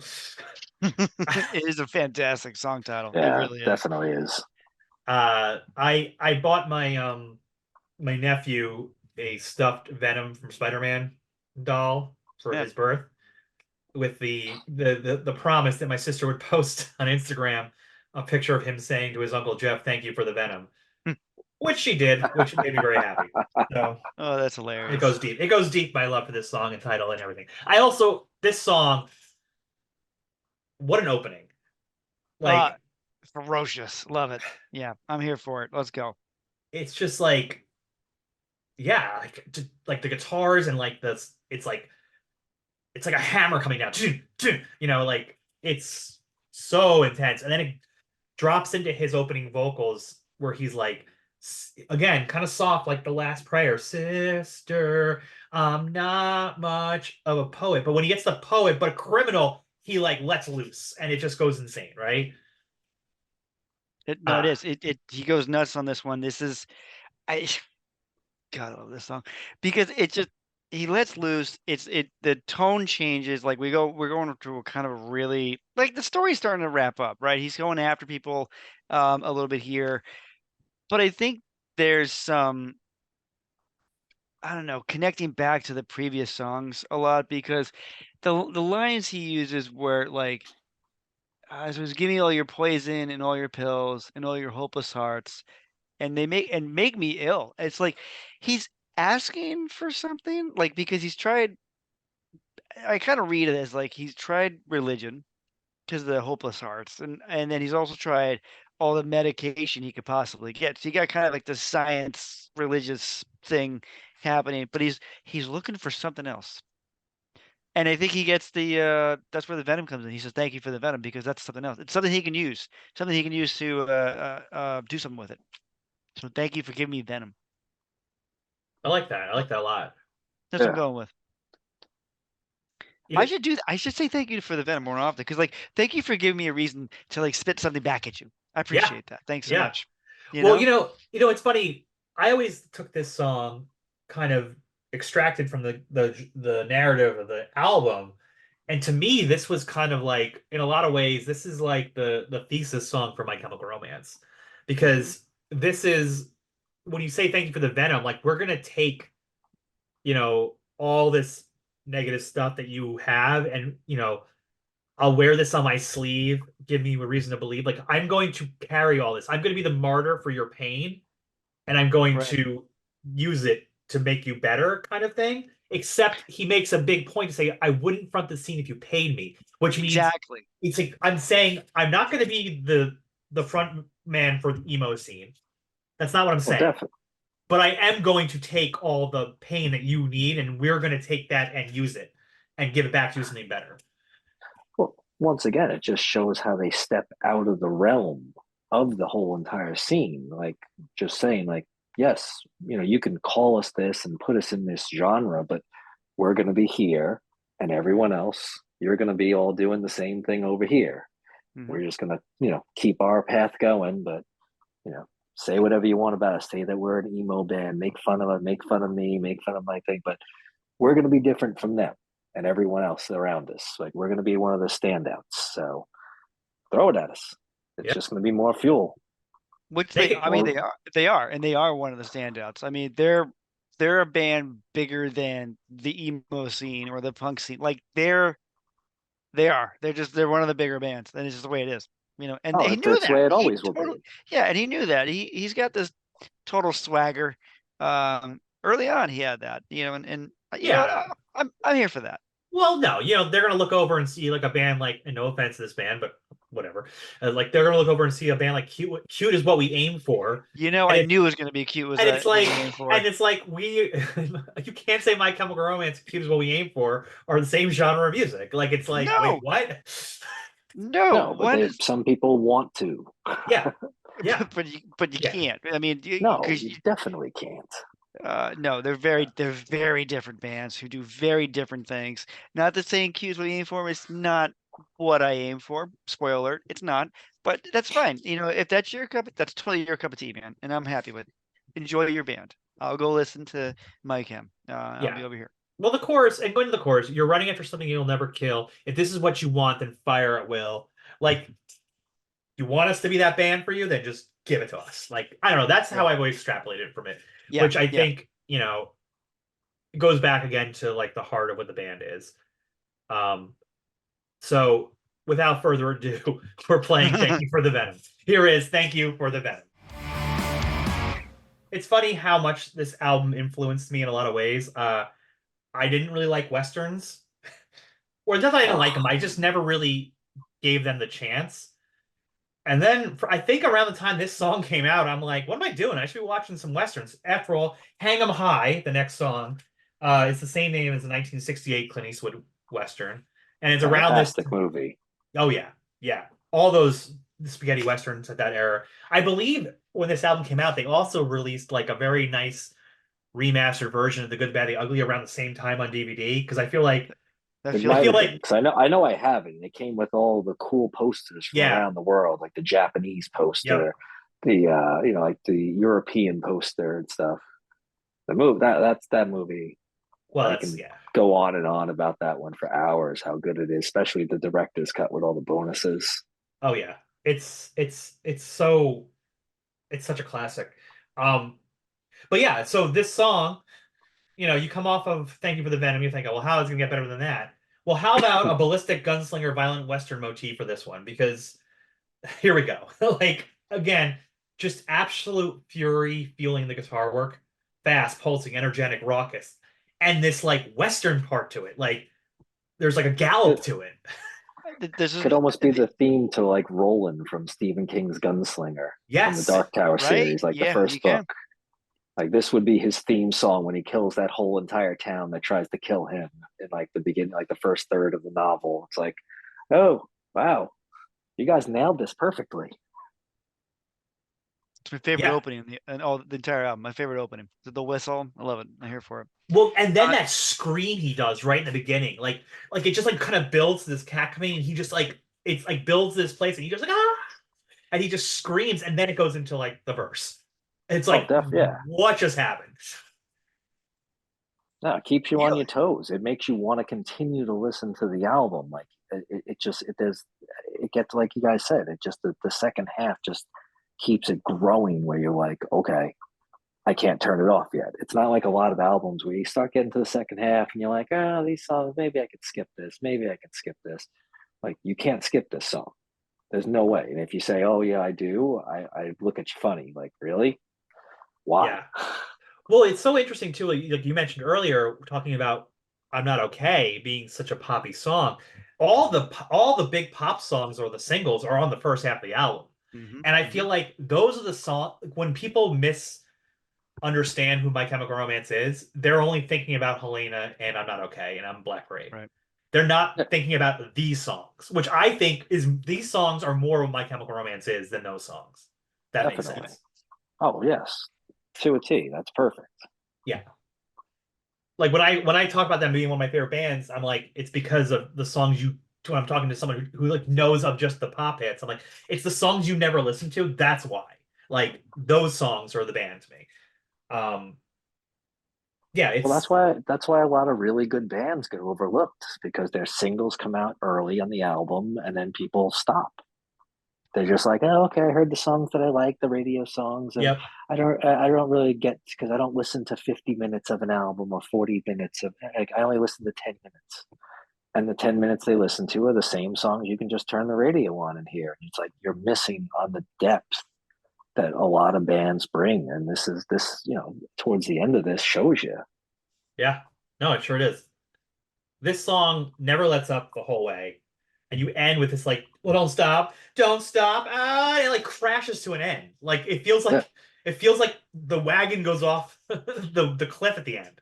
It has that feeling towards the end of the song, and you're like, oh, oh my gosh. Well, you know what? Before we go on off the cliff, why don't we play Hang 'em High? All right, so that's as you can hear, that song ends. It's crazy. So clearly now we need to chill things down, right? We need to take a breath. No, Yeah. no, no, we don't. No. No, we don't. Mm-mm. No. The next song is called on the album. It's not a fashion statement. It's a death wish. Any true My Chemical Romance fan knows the title is not a fashion statement. It's a death wish. It's not a fashion statement. It's a fucking death wish. That It, is the the true title of this song. And that's very important because one, that title is uh, well, I don't it's a know, statement. I mean, statement. Yeah. that is a very provocative statement because it's not a fashion statement. That usually implies that it's for falsehood. No, but but then we get into the Death Wish part, Uh which this just makes me this think of the movies, so the Death Wish movies. oh yeah, yeah. Oh, Bronson ones are Charles crazy. Charles Bronson. Bronson, yeah, Charles Bronson, Yeah. yeah. This song, from what I was reading, is the first song they wrote for this record. So this is the first to which is interesting because this song is the most like the last album to me. Hmm. And also this album. It like toes the line from like I see when I hear the guitars in this, like if I was to strip out the voice and kind of the intensity, those guitar lines could be any New Jersey emo screamo band. They just had that kind of like buzz to them, that tone to them. Um, but man, this song pulverizes the senses. That's how I describe it. It's like Yeah. it's electrifies me. It still electrifies me the same way it does now that I heard it 20 years ago. It might be my favorite My Chemical Romance song. Might be. And Phil, I know you're saying Jeff. Didn't you say Famous Last Words was your favorite My Chemical Romance song? Yeah, I mean, I do clearly remember saying that. Yes. Yes, yeah, and yes, it is, and it's also my favorite. I don't know. This Well, is do like, you want to know something? what? Yeah, it's a coin toss. Yeah. Gerard tweeted that this might possibly his favorite song to play. See, well, now that has to Oh, be your favorite song. wow. Well, earlier I talked about how Hang 'em High kind of made me relook at westerns. This song also got me into the comic book series Sandman. because That's fantastic. there's a direct quote from Death. Well, not they changed the wording a little bit, but it says uh, the lyrics are in this song. Uh, you get what everyone else gets. You get a lifetime. Go. That is from Death saying to somebody like when someone says, "I want more. Why can I have more?" And she tells the person because Death shows up. She's this like kind of like sprightly goth girl who is very calming to people when she takes them to the other side. And she tells this guy, Bernie, she says, Bernie, you got what everyone else got. You got a lifetime. And I love that sentiment that a lifetime is not a promise set a time. It is whatever your lifetime is. That's a lifetime. I find it very peaceful. I find it gives me a lot of security in a very insecure, existential, head spinning world that we're in. But they kind of gave that gift to me because I didn't really ever crack open a Sandman comic before, and then I did after this. So very Kind of feel important like to me. that was Gaiman kind of just telling you like you have to do with what you've got. Like Exactly. make the most of it. Don't just sit on your ass all the time. Don't do nothing with yourself. Like, like you had a lifetime. Like you could have done all the things you said you didn't get to do, but you could have did it. Like, sorry. Like you had your chance. Time to go. Yeah, everyone gets a lifetime. Yeah, Some lifetimes may last 100 years, some may last 25 years, but it's a lifetime regardless. So what are you gonna do with it? exactly. Yeah. Um, yeah, Phil, what do you think about this song? Well, he's gonna like I think we get back into the story a lot with this one. Yep. That if he fails, the narrator, protagonist, whomever, however you want to sum it up, if he fails, he'll remember them. I guess which is great. It really kind of connects then what you were just saying, Jonathan, about with the Sandman, about how you have a life and he's kind of looking at his life, like what he's doing with it, and that he'll try to do that. He'll avenge um, everything that happened. Hopefully he'll try to get to the thousand ghosts, thousand souls that he's Evil aiming souls. for. Evil souls. Well, yeah, they're from Jersey. I'm not surprised. Gonna lean into that as much as I can this episode, guys. I'm So still here doing. you were gonna get so much hate mail from Jersey. I do. It's gonna smell like hairspray. Yeah, and I'm not. I'm Bruce really Springsteen himself is sending you a letter. Springsteen, Gaslight. I'm friends with them all. They're all gonna send me letters. Bon Jovi is sending you a Boun- letter. Bouncing John Bon souls. Jovi sending Here they you a go. letter. Here we go.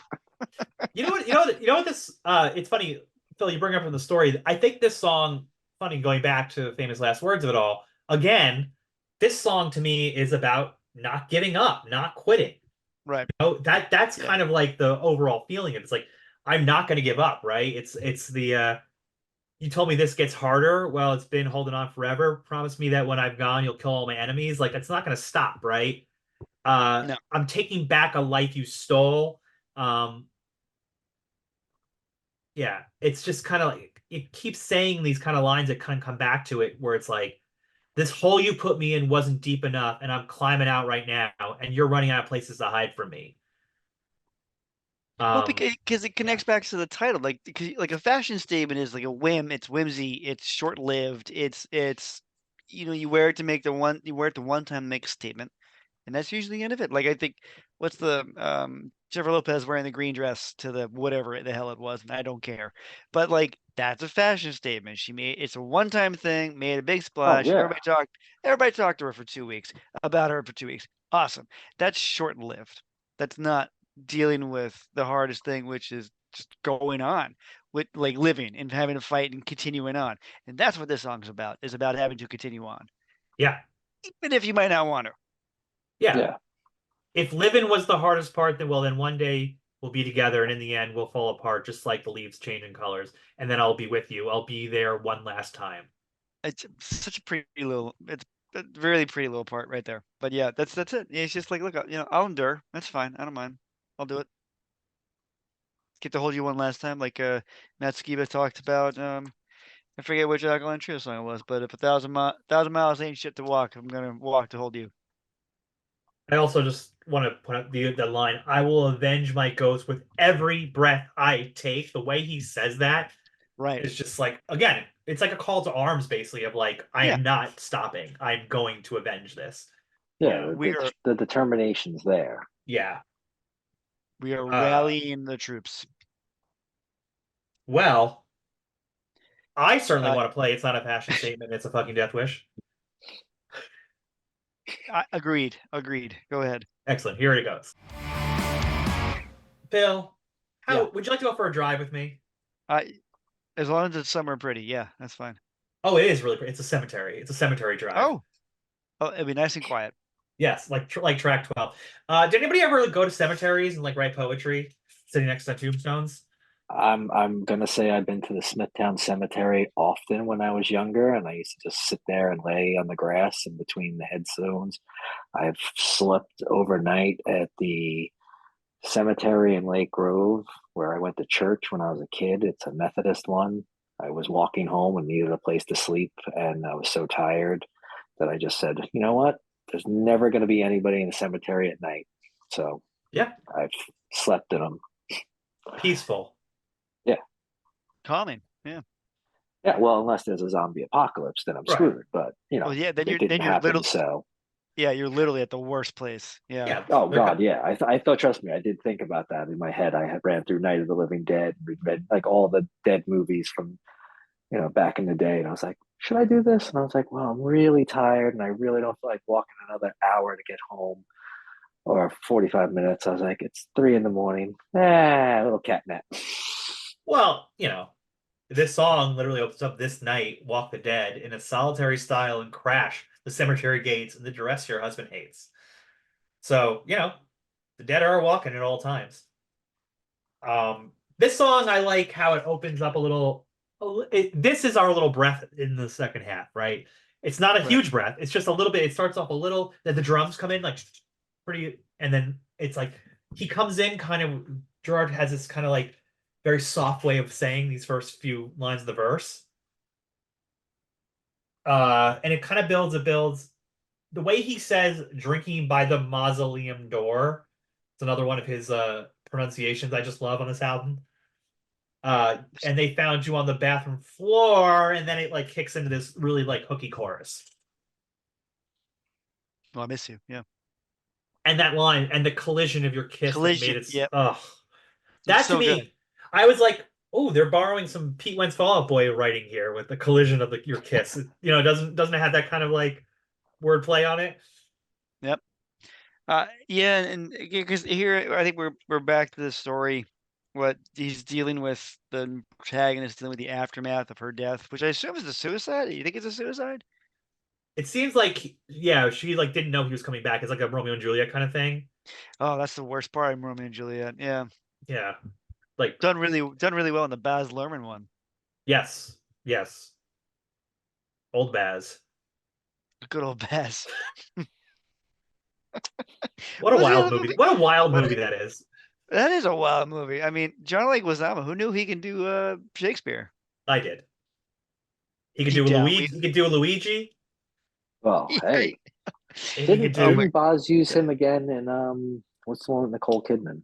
yeah, And Moulin Rouge. Yeah, Ewan he did. McGregor. Yeah. Yeah, Moulin Rouge. yeah, Moulin Rouge. Yeah, that's a crazy one too. They're all crazy. I tried to watch his Elvis movie. I couldn't get past 15 minutes of it. That's just me though. Uh, Wait, the I new want one? to see it, but yeah, I wanted to. I was just like not here for it. I don't know. But I watched Priscilla, which is like the complete opposite tone by Sofia Coppola. I really like that one. Yeah.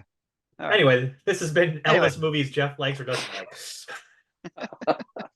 As a side note, but no, this song, I think this is a great penultimate song because it's a little bit calmer than the other ones. You need a little bit of breath here, but I feel like it's so hooky and it's like I miss you. It's like one of those kind of songs that sing along, and then I feel like the post chorus of this one, where it goes way down. the way down part. Yeah. Yeah, it's like it's a simple repetition, but it like works so well, and it feels like in an album that has so many words and so many interesting lines. Like I'm totally realizing we forgot to talk about one of my favorite parts of the last song, which I'll say right now, from the razor to the rosary. In the last song, sorry, that's from Fashion Statement. That's a very My Chemical Romance line, I feel like. Anyway, back to this one. Yeah, it's a nice landing for the penultimate song. Well, and even the way he sings the way down, it starts to slow down a bit Yeah. toward the end, and it kind of comes to a finality, like it kind of ends, like as though I don't know, we kind of died Yeah. as an audience. I don't know. Yeah, it's kind of a downer. That's what life Uh is. Series of series of downers. here's a down ending. That's the roller coaster. Um well, that brings us to the final track 13. Here we go, Um, track 13. you know, Phil, I've never told you what I do for a living. That's true. You didn't. I host a podcast called about a Millennial Diner where we talk about punk and emo albums with our friends. That sounds like a really great idea. Yeah, someone should probably do that. Yeah. Ask the waitress if she can bring over some paper so we can write this down. Lorraine, do you have any paper? Thanks, Lorraine. thanks, Lorraine. I think we got something here. Anyway, the last song again. What a great title! I never told you what I do for a living. Um, I, I love this song. I love this song as an ending. It's, and talk about a song, Phil, coming back to it, we'll get to the song. I also noticed this one is kind of teeing up the next album. It is. It like ends with this like, we'll all dance to the tune of your death. We'll love again. We'll laugh again. We'll cry again. We'll dance again. Like in the next album about death. Like, Yeah. you know what I mean? It's Yeah, see, Phil, when you brought that up, I never really thought about that until then. Like that idea. Like there's a lot in. I forget. There's some other parts, and I missed them along the way. But like, there's bits of. I think the shell of Black Parade is in this album, just like formulating what it's gonna kind of look like or What sound was the like. time difference between the two? How 2 years. close 2 years. together? 2 years. It's 2 years. Yeah. Okay. Well, then it does make sense. I mean, they might have had some extra studio demos that they were working on that they just were like, hey, you know what? We could save this. Like we'll finish this later on. Let's do like let's release what we've got. Let's do the tour, and then they had the basic groundwork for the next one. Yeah, because I forget where it was. It was some other song that I forget where specifically. I was like, oh man, that's another bit to it. But yeah, as far as an ending track goes, Jeff, this is a very strong ending track. Very strong. Although I don't think it goes great for everybody.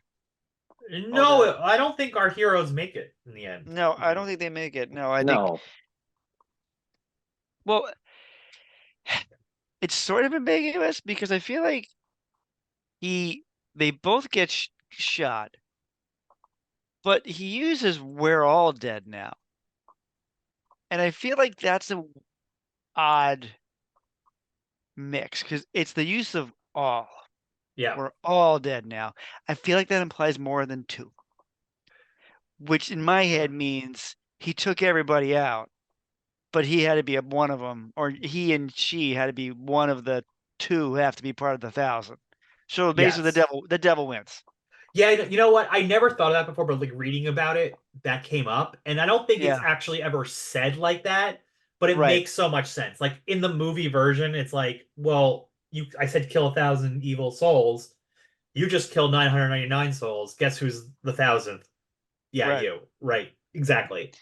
And I just like it just I don't think it doesn't go great. I mean, it's the devil wins. That's the other thing. The other thing it can make like you can't beat the devil, right? No, you can't be the devil. So you make a deal with the devil, you're gonna lose. This is why Except for that time I made a deal with the devil and I won, but that's a whole other story. I mean, but yeah, that was a whole different devil. Yeah. What'd you win? Well, can't disclose that just yet. I won a seat at this podcast. I was gonna say, I think you won the podcast. That's what you won. That's the gift that keeps on giving. Yeah, the way this song opens, just like that, kind of like the guitars come in, and then it's like the way he just opens it up, like "Stay out of the light," the photograph that I keep you. I don't know.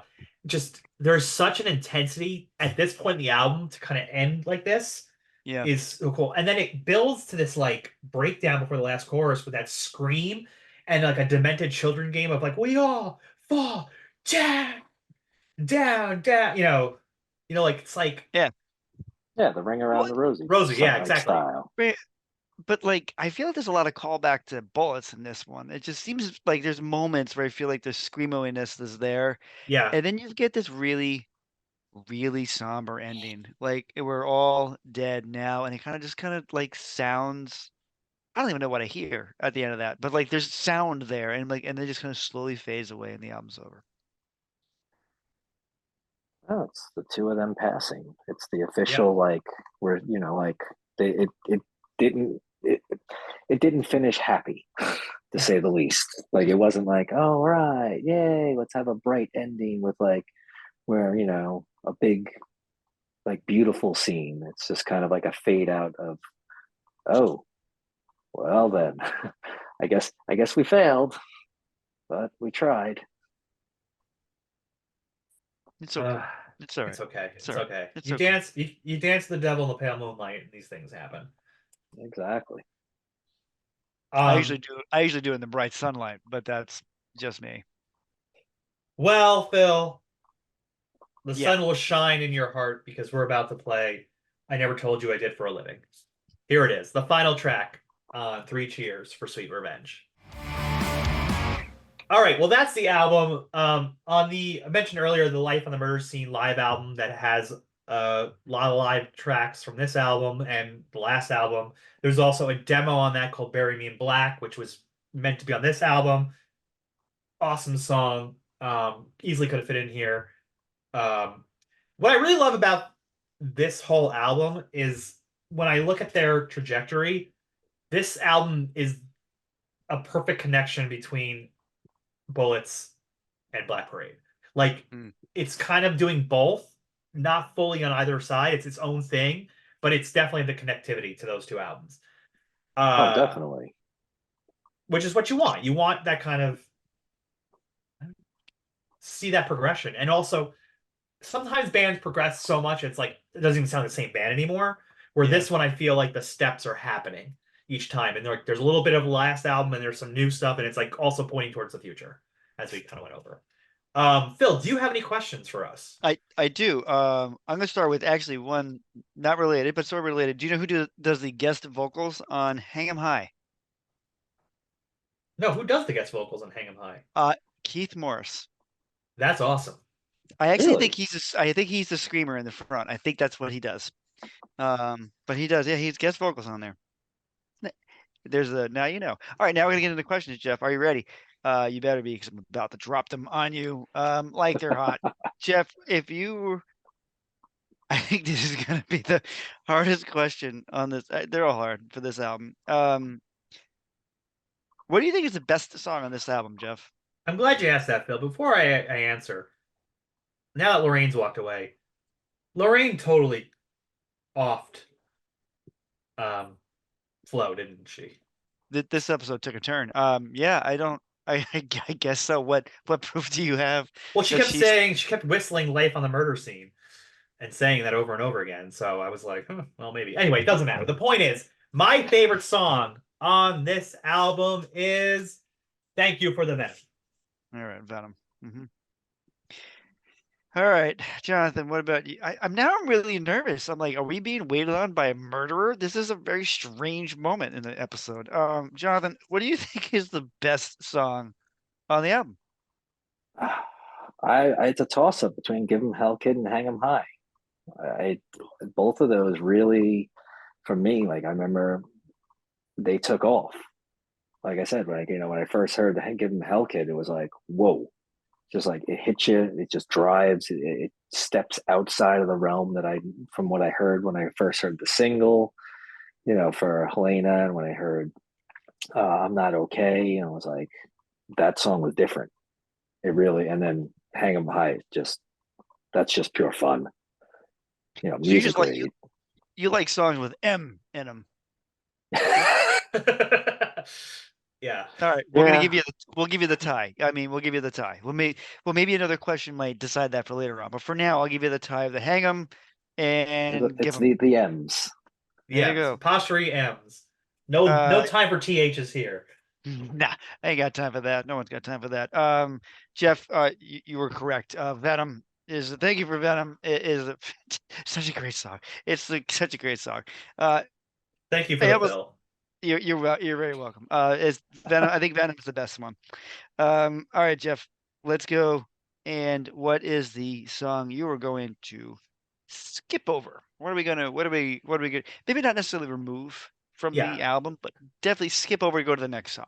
I actually would, sometimes we have to, give a disclaimer. This is a non-skippable album to me. I don't skip Yeah. any songs on this album, but I will admit Ghost of You does not hit me the same as the other songs. Sometimes it drags for me. That's the only Mm-hmm. reason why. So Ghost of You. Jonathan, what about you? What's the Oh, song that you're gonna skip? well, yeah, I said it earlier. I'm Not Okay is the one that I would. It's not that it's bad. It just heard it so many times that I just kind of I don't want to hear it anymore. They kind of the radio and everything ruined it for me for the most part. It Yeah, it's overplayed. I get you. I get you. It's still better than Ghost though, because Ghost of You is just the song I'm like, I'm all set. I just don't see it. Moving on. That's not the one I want. I don't want to hear it. I want Well, to skip over it. I also feel like because you have Jet Set right after that, Jet Set's the better, slower song. You know what I mean? It's like Yeah, I don't need both. I don't need both, and I've always felt that way. I always felt like Ghost was the one that really feels sort of out of sync with the rest of them. But maybe that's just because it's a slower song. I don't know. That's the vibe, but I'm not necessarily right. You also hate World Um, War II, so if there's any war I'm gonna dislike, actually, no, take that back. If there's any war I'm gonna dislike, it's definitely not World War II. Like that was a real bad guy. We actually had to go fight again. So, I think you could stand against every war if you really want. I mean, really, I'm not for war in general. I mean, I wish we didn't, Sounds like but Phil's pro lots of wars, is Phil what I just Phil heard. Phil loves wars except World Yeah, War II. yeah. well, He was in social studies class, and the teacher said we're about to learn World War II, and Phil just got up out of his seat and walked out of uh, the classroom and never stopped. He punched a vet and was just like, I just don't like your war.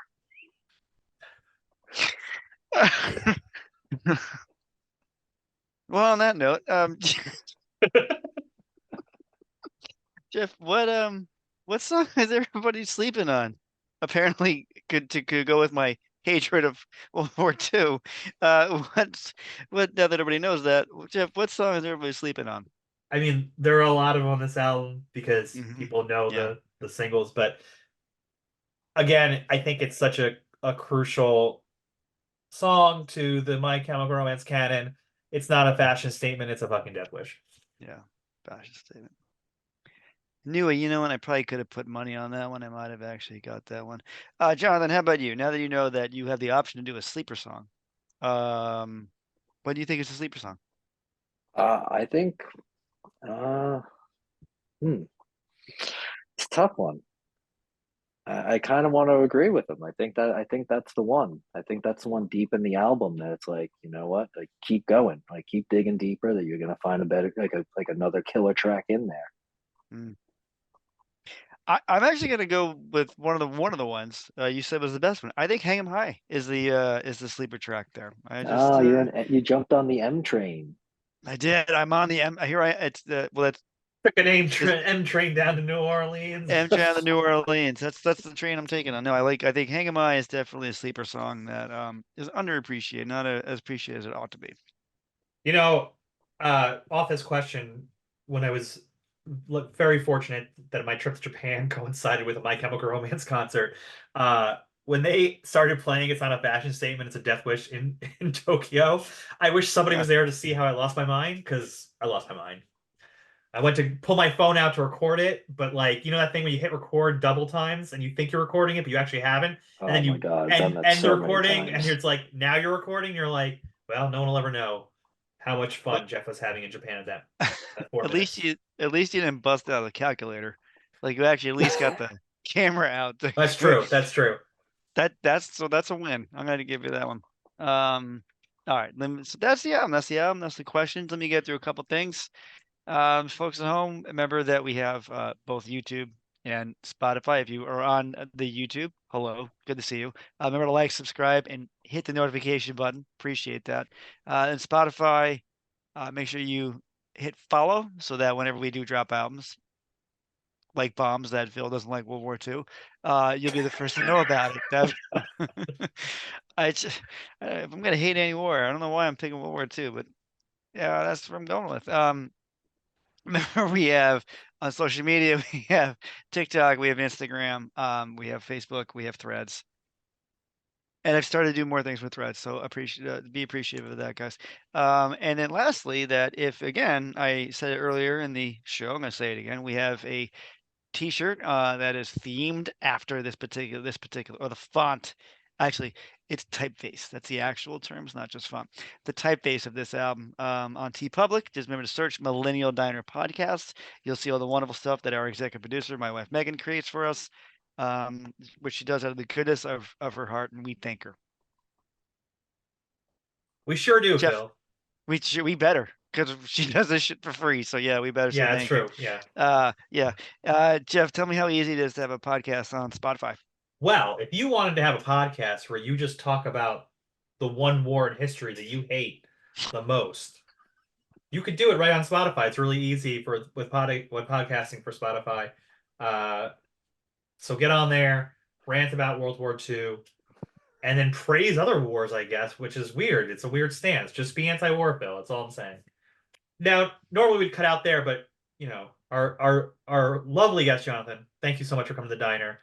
Oh, I'm thank you for sorry. having I'm me, guys. sorry that while we were going over our questions, Lorraine was actually arrested and taken out of here. But the good thing is we don't have to pay our tab now, which is great. That's so works out for us. I don't know what she did, but she's clearly going away for a long time.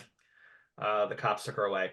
But before we go, I mentioned, would you mind telling us about your music, your what you call it, and what song or track you would love for us to end the show on? Oh, well, I would love to end it on a track that I call Phase. It's Phase? it's a mixture of all different like genres of dark industrial goth and just noise mixed with just brutal, just heavy bass beats, some samples. I actually I ran a couple. One is an obvious one. You can hear the Heath Ledger Joker laugh, but I also ran in the very beginning from the third Nightmare on Elm Street movie. The The best one. scene where yeah, a scene where she gets picked up and her head slammed into television. Yeah. There's a little bit of a staticky children like playing and crying. And I was able to sample that and I looped it, ran it backwards, and I did a couple like little like tricky effects on it.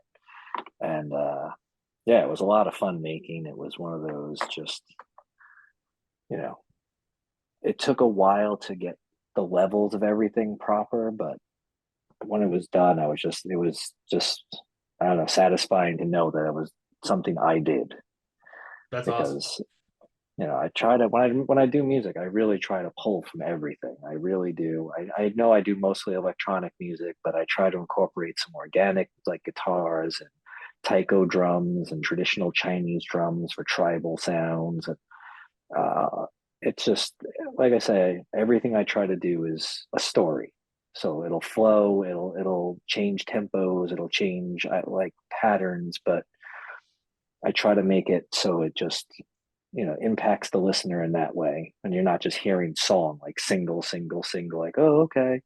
Like I can, all right, none of these kind of make sense. There's no flow, there's no nothing. It's just one style over and over.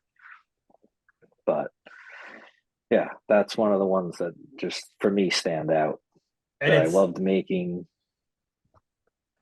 it's a Hypnotic Transmissions. You're on Instagram, right? On the handle will be the real hypnotic transmissions because my Yep. old account got hacked.